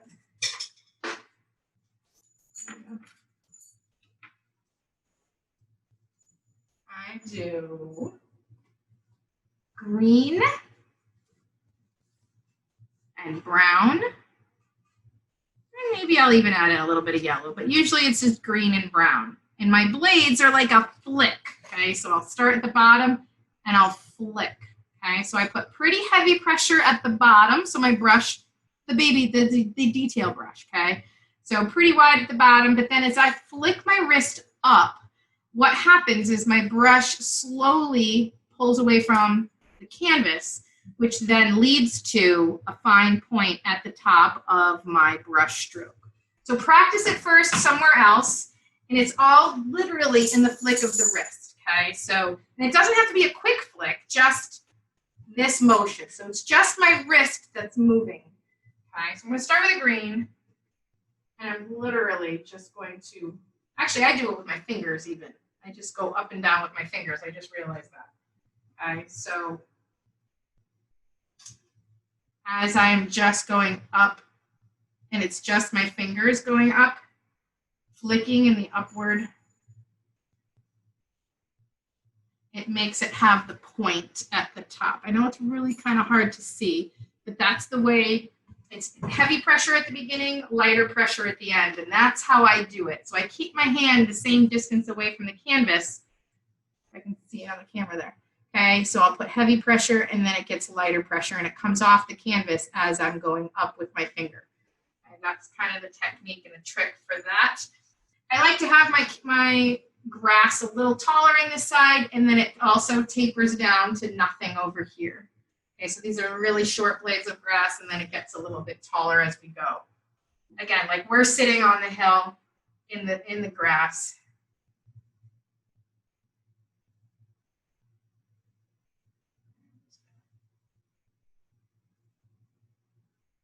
I'm just going across right now, doing this little flicking motion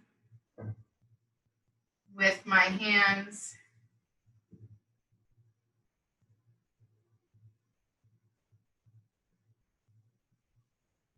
And then up here, I'll use my arm a little bit to get up a little higher before I flick. I'll go up and down with my hand, my arm. And again, I run out of paint toward the top of the blade of grass. That's okay too.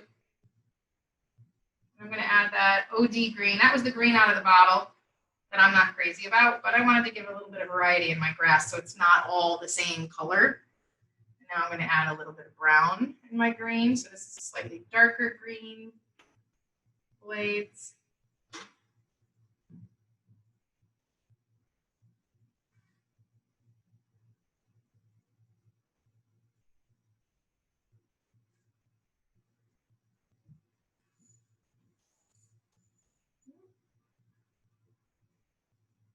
Now we're just going to have to be very careful not to touch this as we're painting up and in here.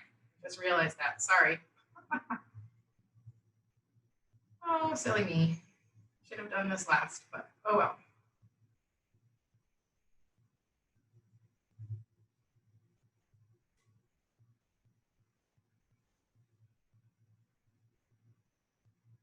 We'll avoid it first by doing some of the background trees. There we go. Some brown, long grass.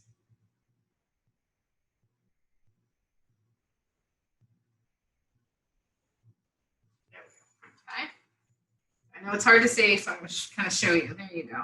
So it's just giving another texture to the canvas, and it makes it look like I said, like we're sitting in the grass. Okay.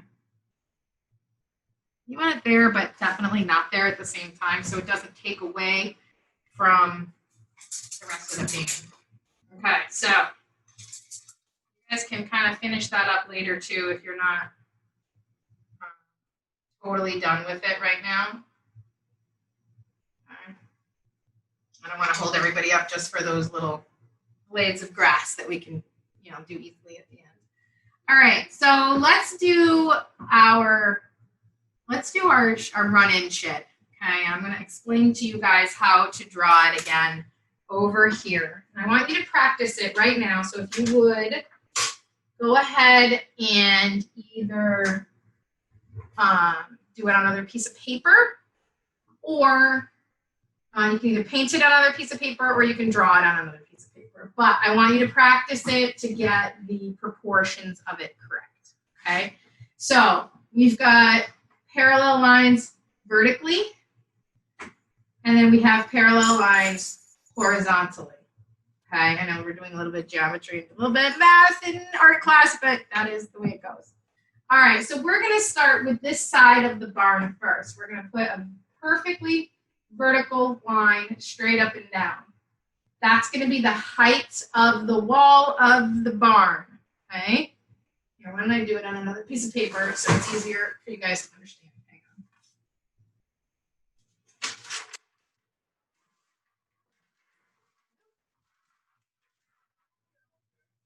Okay, I just dropped everything.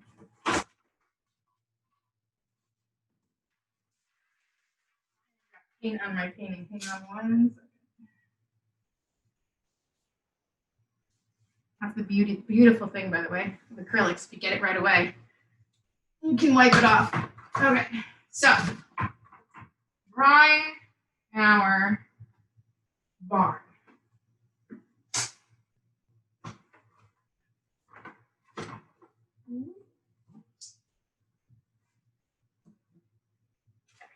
We're going to draw the side of our barn first, and that's going to be the height of our walls, and that's supposed to be perfectly vertical. There we go. Hard to draw anything in a straight line when you're standing to the side, just so you know. All right, so the bottom of our barn, it's not going to be perfectly horizontal. It's going to be down just slightly on an angle because this is on our hill. So the side of it comes down just a little bit, if you notice a slight angle. This side, the other side of the wall of our barn, the corner, is straight up and down, vertical. Now, make sure that this is the exact same height as this one. That's very important. Okay? So you measure it with your finger or with a ruler or with some stick. I tend to like to do, I go like this. Okay. Doesn't matter how big it is, it matters that they're exact same size. It looks like mine's just a little bit bigger, so I need to fix that.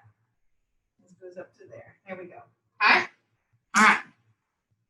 Now, we're going to do the roof, which is pretty shallow of angle of the roof. Okay? So it goes about halfway down the wall, right? Is the point, the apex of the roof line. And that is going to be the side of our run-in shed. Now, we're going to do 3 parallel lines that are all the exact same size, length. So the first one we're going to do, just to lay it out, we're going to have to paint over it later. We're going to do 1, into the front. It's going to be 2 squares worth, right? 2, absolutely parallel, absolutely the same size. Use your measuring stick. Make sure that they're the same size, right? And they're going off in the same direction. Either they're straight out or they're on an angle. Doesn't matter. This part doesn't matter much. Try to make it fairly straight, if not straight. I tried to, but obviously I went slight angle, but that's okay. And then your roof is going to be the same, parallel to those first 2 lines, right? And the same length as those first 2 lines.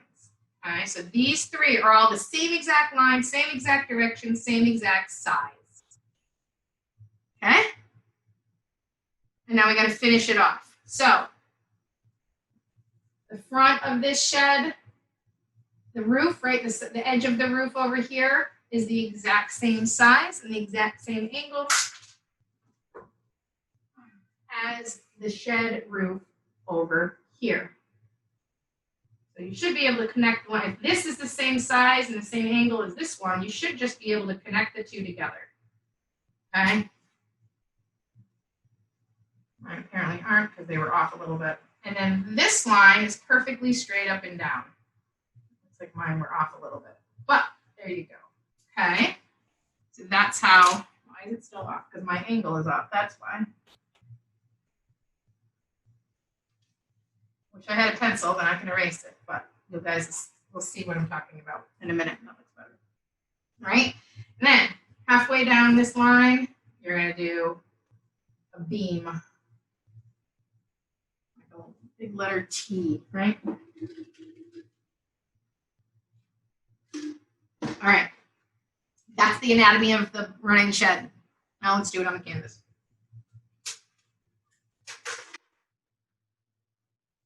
If you are more comfortable drawing it first and then painting it, go for it. Right? So you can do it with chalk, you can do it with a pencil. Chalk is easier to erase. This just needs to you need to make sure that this is dry. So if this is not dry, hit it with a hair dryer first. All right, so our barn is a dark red on the side. So we're gonna do this side first. So I'm gonna make a dark red with brown, excuse me, black, a little bit of black. I still want it to look red. I don't want it to go turn black on me. So you only need maybe 5% black, because black's pretty powerful. Maybe 10% black. Okay, you're gonna figure out where our little barn lives. I'm gonna put it right here. And I'm gonna do the same exact order, that first line and then the bottom. So you draw your letter L. The bottom of the L is kind of on an angle, right? And then you draw the front part of the barn, the front corner of the building. That's going to be the same exact size as the back corner of the building. And then you do the edge of our roof, the hip, the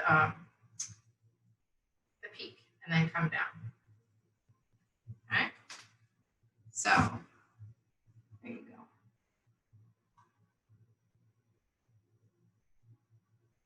And then you're going to color it in.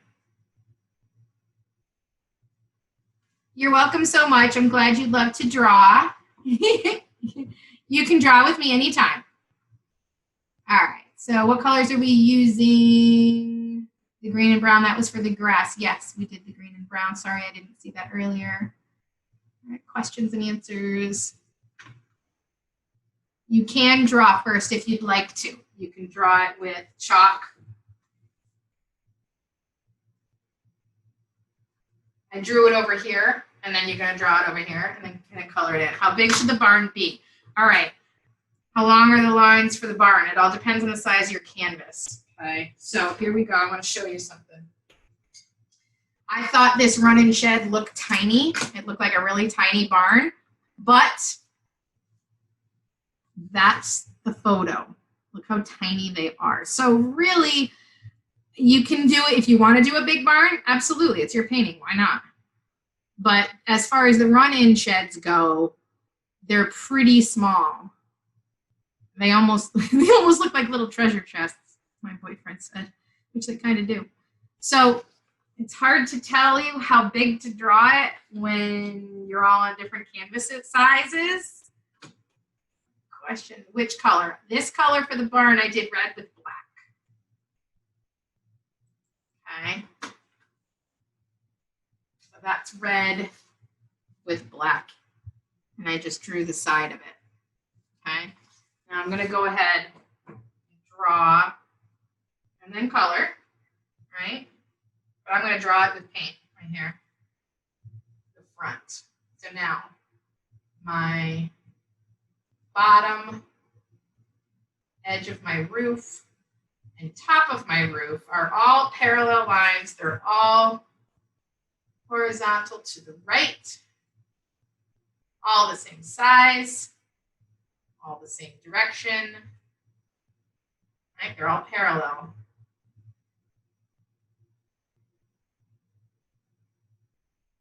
And then you're going to finish it off with this line being exactly parallel to this line. So we all know parallel lines, right? So these are parallel, those are parallel, these are parallel, right? So when you're drawing those are the hard ones, the tricky ones are these here. These also need to be parallel, just like these are, and just like these are, okay? But these are the tricky ones. Once you get that done, you can color in that left side with that dark red. You can drop this. I'm just going to do it here and then I'll show you. Right down the middle, that pole that supports the roof. Okay, so there's all of my dark red, okay?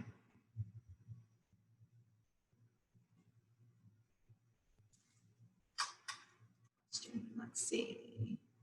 Hope you'll do this again. I hope so too, Sally. Can you move the camera over so we can see the drawing at the same time? Sure. There we go. How's that? I can move the painting over. Moving the camera over requires a little bit more work. How's that? Is that better?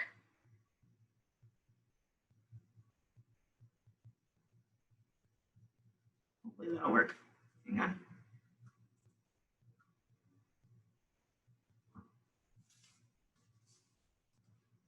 Okay. Can you guys see both? Hopefully you can see it.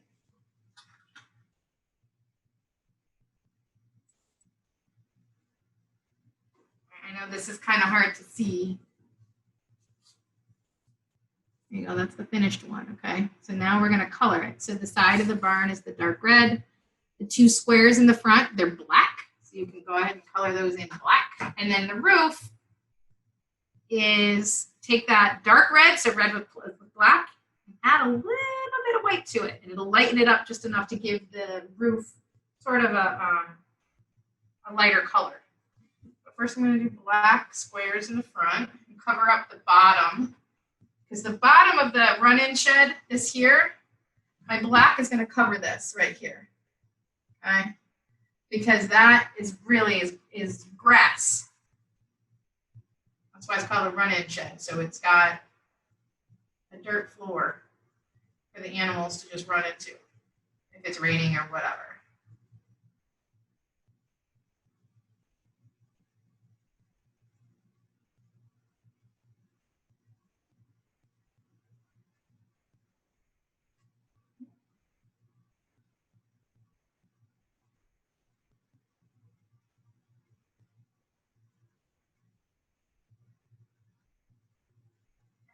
So,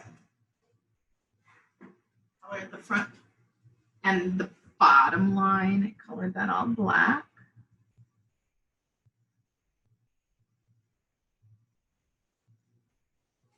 Okay. And on the top, like I said, it's that dark red color, red with the black, and then just add a smidge of white to it to lighten it up.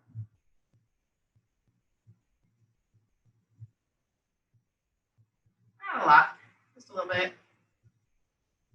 Kind of looks like a wine color, kind of. A little lighter.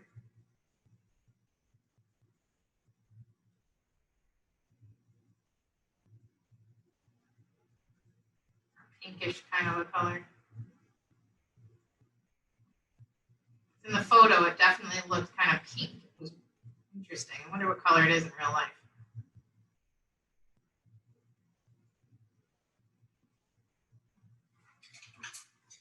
Woo.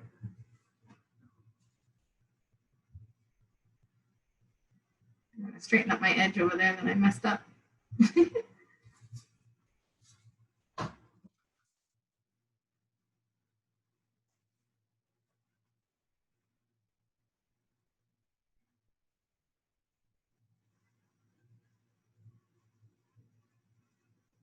Angle got messed up when I put my paintbrush down.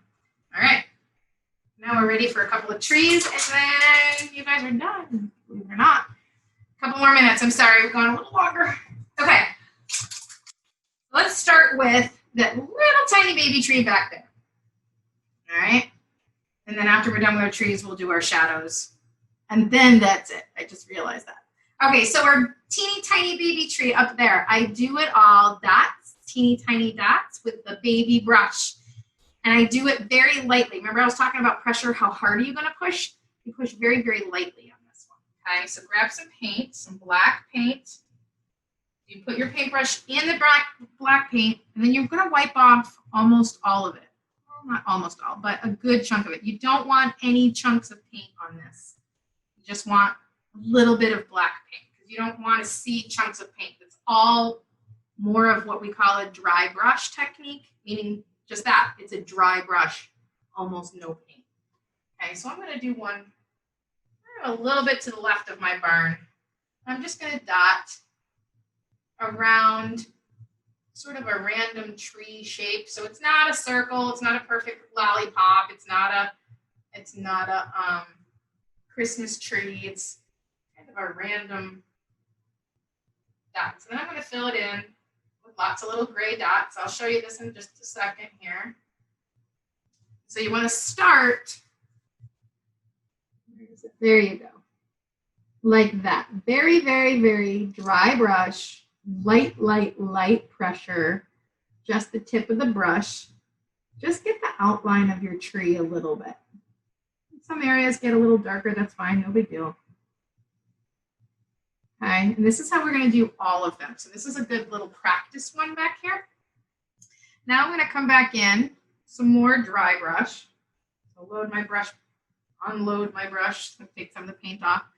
And I'm just going to do very light pressure, filling in some of the areas, but not all. Because sometimes you can see through the sky, through the trees, right? So that's what this is. You see the sky through the trees. And this one here, I didn't give it much of a tree trunk. This one up here does have a tree trunk, as you can see. So no way is wrong. It's just a little different. I got paint on me again. Where did I get that? Okay. So now we're going to do this tree over here. Same exact thing. So if you look how simple that is, it's really just a bunch of dots.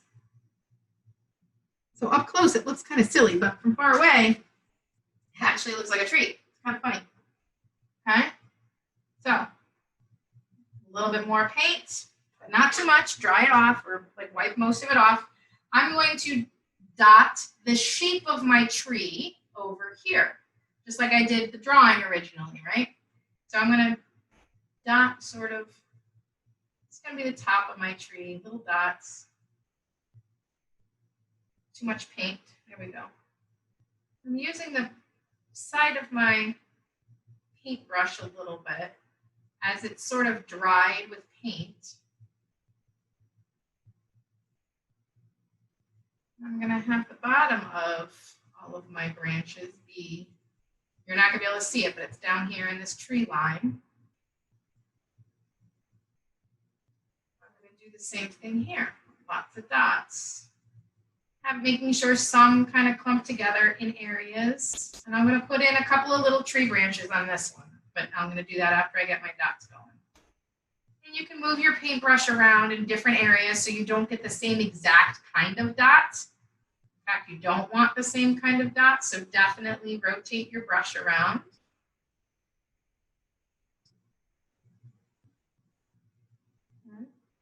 So I'm going to have that. Again, those are all just dots. I have kind of a big clump of them right there in the middle, but I'm going to turn some of it into tree branches. Okay. So very, very, very light pressure. If you notice, I'm putting my pinky down. Okay. So I like to tell my painters, think of this like a pencil. Hold it like a pencil. Choke up on it like a pencil, right? And then you're going to want to rest your hand down. If this is wet, be careful. Rest your hand down on the canvas, or make sure you have stable, like I put my pinky down a lot of times. And then you're going to draw with it as if it's a pencil. Right? And I'm going to pull it down into the green grass area because that's our tree trunk. And it's just going to have pretty much a blunt end into the green area. I wish I didn't do my grass so dark. Sorry about that, guys. I'm just realizing it's hard for you guys to see back there. Yay, surprisingly easy tree. That's great. Okay. So now that you've done it twice, now we're going to do it a little bigger. So start with the outline. Hopefully you guys can see kind of the outline. The top is kind of got, it's more straight at the top, but it's got some bumps, sort of, right? It's not a Christmas tree triangle. It's not a lollipop round. It's an oak tree, I think. And again, load your brush. Make sure you don't have a lot of paint. So you unload your brush is what we call it. And I'm going to make sure my tree starts in the sky and it comes down to about here. So in my head, if you have chalk, you can do this too. You can kind of outline it with chalk first, or you can go right at it and just do very light. Okay, I'm going to do the top of my tree here. I have a little bump there.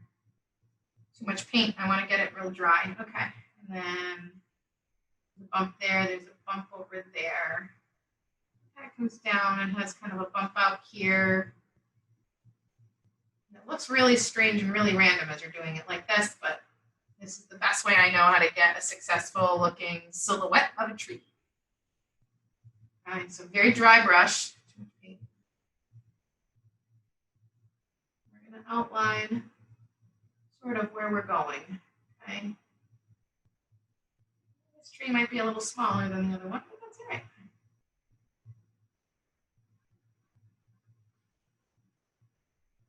Around here, and we'll go around the sides a little lower. And I definitely know for sure I've got a couple of tree trunks that goes like this. Tree branches, a couple of tree branches up here that go into one trunk down here.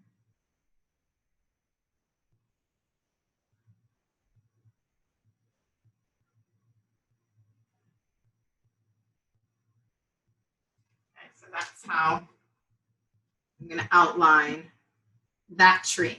And then I'm just going to take my time and start with a thin, again, very little dry brush and make it all kind of look gray first. Then we'll come in and make some of the areas look really thick and black, okay? So just kind of bounce your, again, not too heavy with the black. You want mostly gray, right? And rotate your brush around because your brush probably leaves a similar stamping kind of a mark. You don't want to see the same brush mark over and over. Nature's a lot more random than that, so.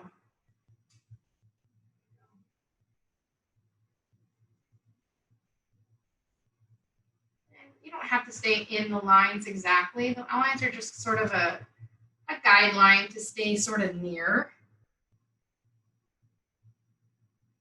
If you have darker paint, when you first load your paintbrush up, you can use those toward the center of the tree. Because I just loaded my brush, so I'm going to start toward the center of the tree, and as I start running out of paint, I'm going to go toward my edges. Okay.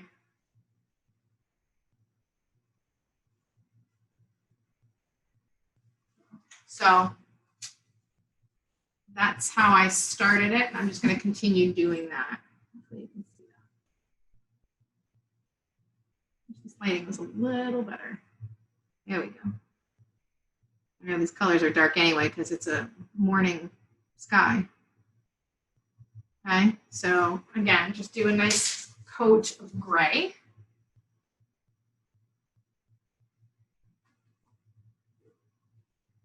Right, gray dots. And then eventually you'll get some black dots in there too. Hopefully the black dots you'll be more toward the center of the tree. And they tend to stay sort of in clumps, sort of. So I just loaded my brush, so I'm going to start toward the center here, and then I'm going to work my way out, rotating my brush as I go so I don't get the same kind of imprint of paint as I go.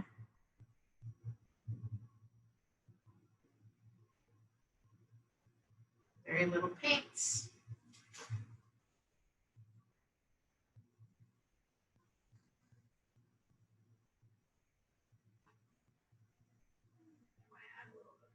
Here.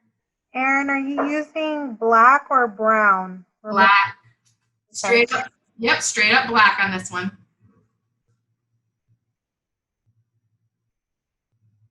Yep, straight up black, not gray, not brown. I don't know why it looks so dark on this one. To me, they look the same, but for some reason, this a little better, making this one a little lighter.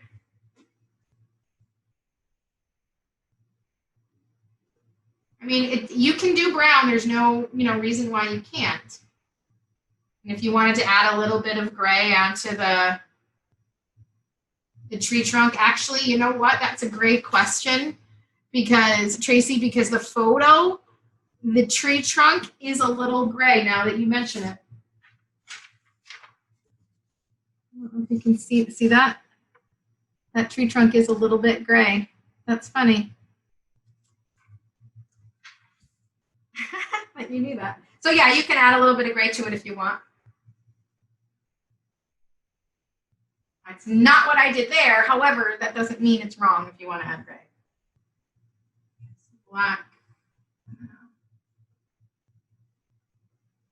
All the way out.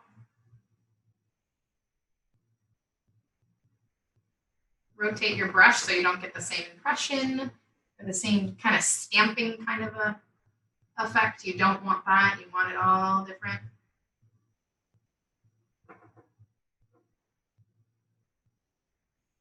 Once you get going with this, you'll get into a rhythm. It's really kind of fun.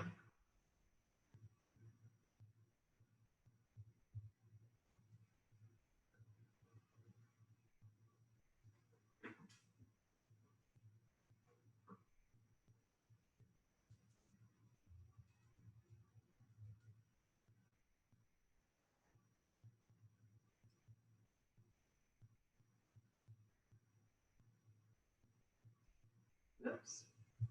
Happy little accident. Just turn that into a tree branch.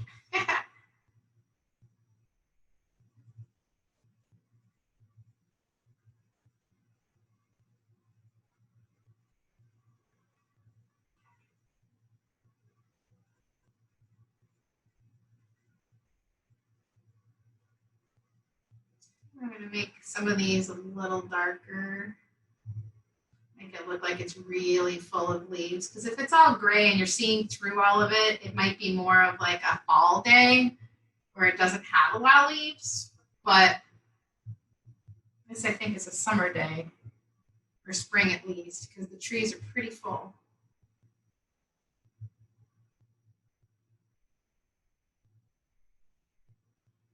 There we go.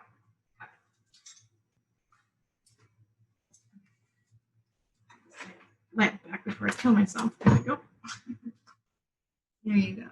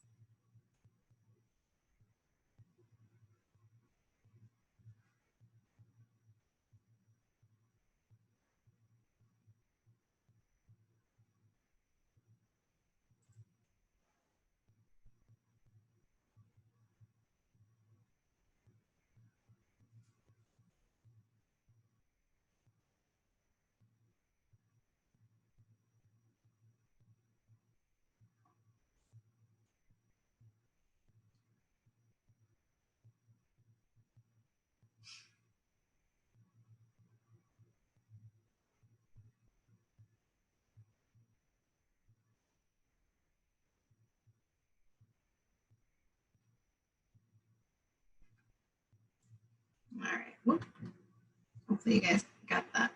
And then the last thing that we're gonna do is put in the shading or the shadows, right? So again, a dry brush technique, meaning you're gonna put a little bit of paintbrush on, a little bit of paint on your paintbrush, but then you're gonna wipe almost all of it off, and you're gonna almost kind of scrub your color onto the canvas, okay? So if you notice, I kind of scrubbed a dark green brown here, right? A little bit here, and a little bit here. This is what makes all of these three things look like they're sitting on the ground. The shadow, right? Or as opposed to these look like they're kind of floating in space. Okay, so baby brush. I'm gonna wash it off really good, dry it off really good. And I'm gonna make a dark green, so green with brown. And it's gonna be a little darker than what's here. So whatever color you have right there, right below your barn, you wanna make that color a little darker by adding brown to it, or adding a little more brown to it. Depends on what color you have going on there. Again, everyone might be a little different. Okay, so you load your brush. If you notice, I've got a boatload of paint on it. I'm gonna wipe off most of it. Excuse me. Wipe off most of it because I want it to be really, really dry. So that way I can scrub it on here and leave just a little bit of color, not a lot. Okay, that didn't work because I wiped off too much of it. All right, don't wipe off all of it. And apparently my green is so dark that I need to add a little bit of black. I can't see it. So the brown is not dark enough for me. I'm gonna have to do green with a little bit of black in my shadow. Just so you guys know. Erin, what size brush are you using for the shadows? Baby, the little tiny detail brush, whatever you have. So technically, it's a number 0 round. Where is that? There you go. Here's the 0. Or a 1 round would work. But the little tiny detail brush is what you're gonna do. Horrible lighting on this painting. I think I did it too dark is the problem. There we go. Okay. So I'm going to scrub in here a little bit. And I mean scrub with dry brush. So load your brush, unload your brush. There we go. I'm just going to kind of scribble in left and right. Little itty bitty shadow. Making sure that the shadow goes right up to and touches the barn or the trees when we get there. Okay. Shadow's going to come toward us because the sun is way back there, right? Okay. You can see that. I'm sorry it's so dark. I just realized I made the green grass look way too dark for doing this. I should have made it lighter. There, you can see it there. Okay. It was dry brush, so I put some dark. For me, I had to do black because it's so dark, but you guys can probably do green with a little bit of brown on it, and you're going to scrub it. So put a little bit of paint on your brush and then wipe your brush almost completely off, and then you're going to scrub it on the canvas here.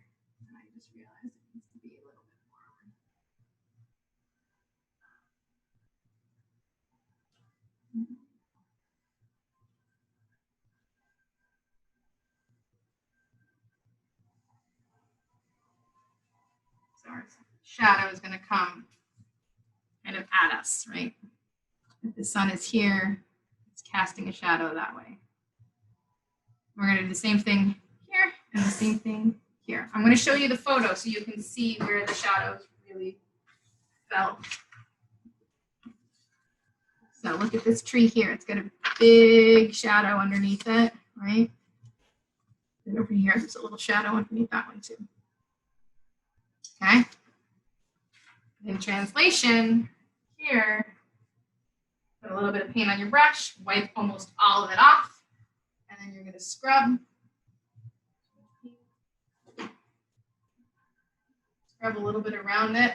Very, very, very little bit. If you did the dry brush correct, you're not going to have enough paint on it to really make any kind of a difference other than seeing a haze of black or a dark shade around it. And you're going to hear your paintbrush scrubbing across the canvas also. You can hear my hand, but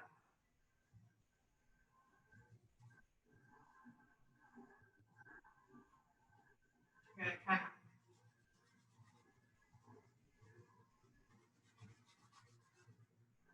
and then the darkest spot, right up where it touches. Make sure it's the real darkest part of your shadow. It's right there near where it touches the ground.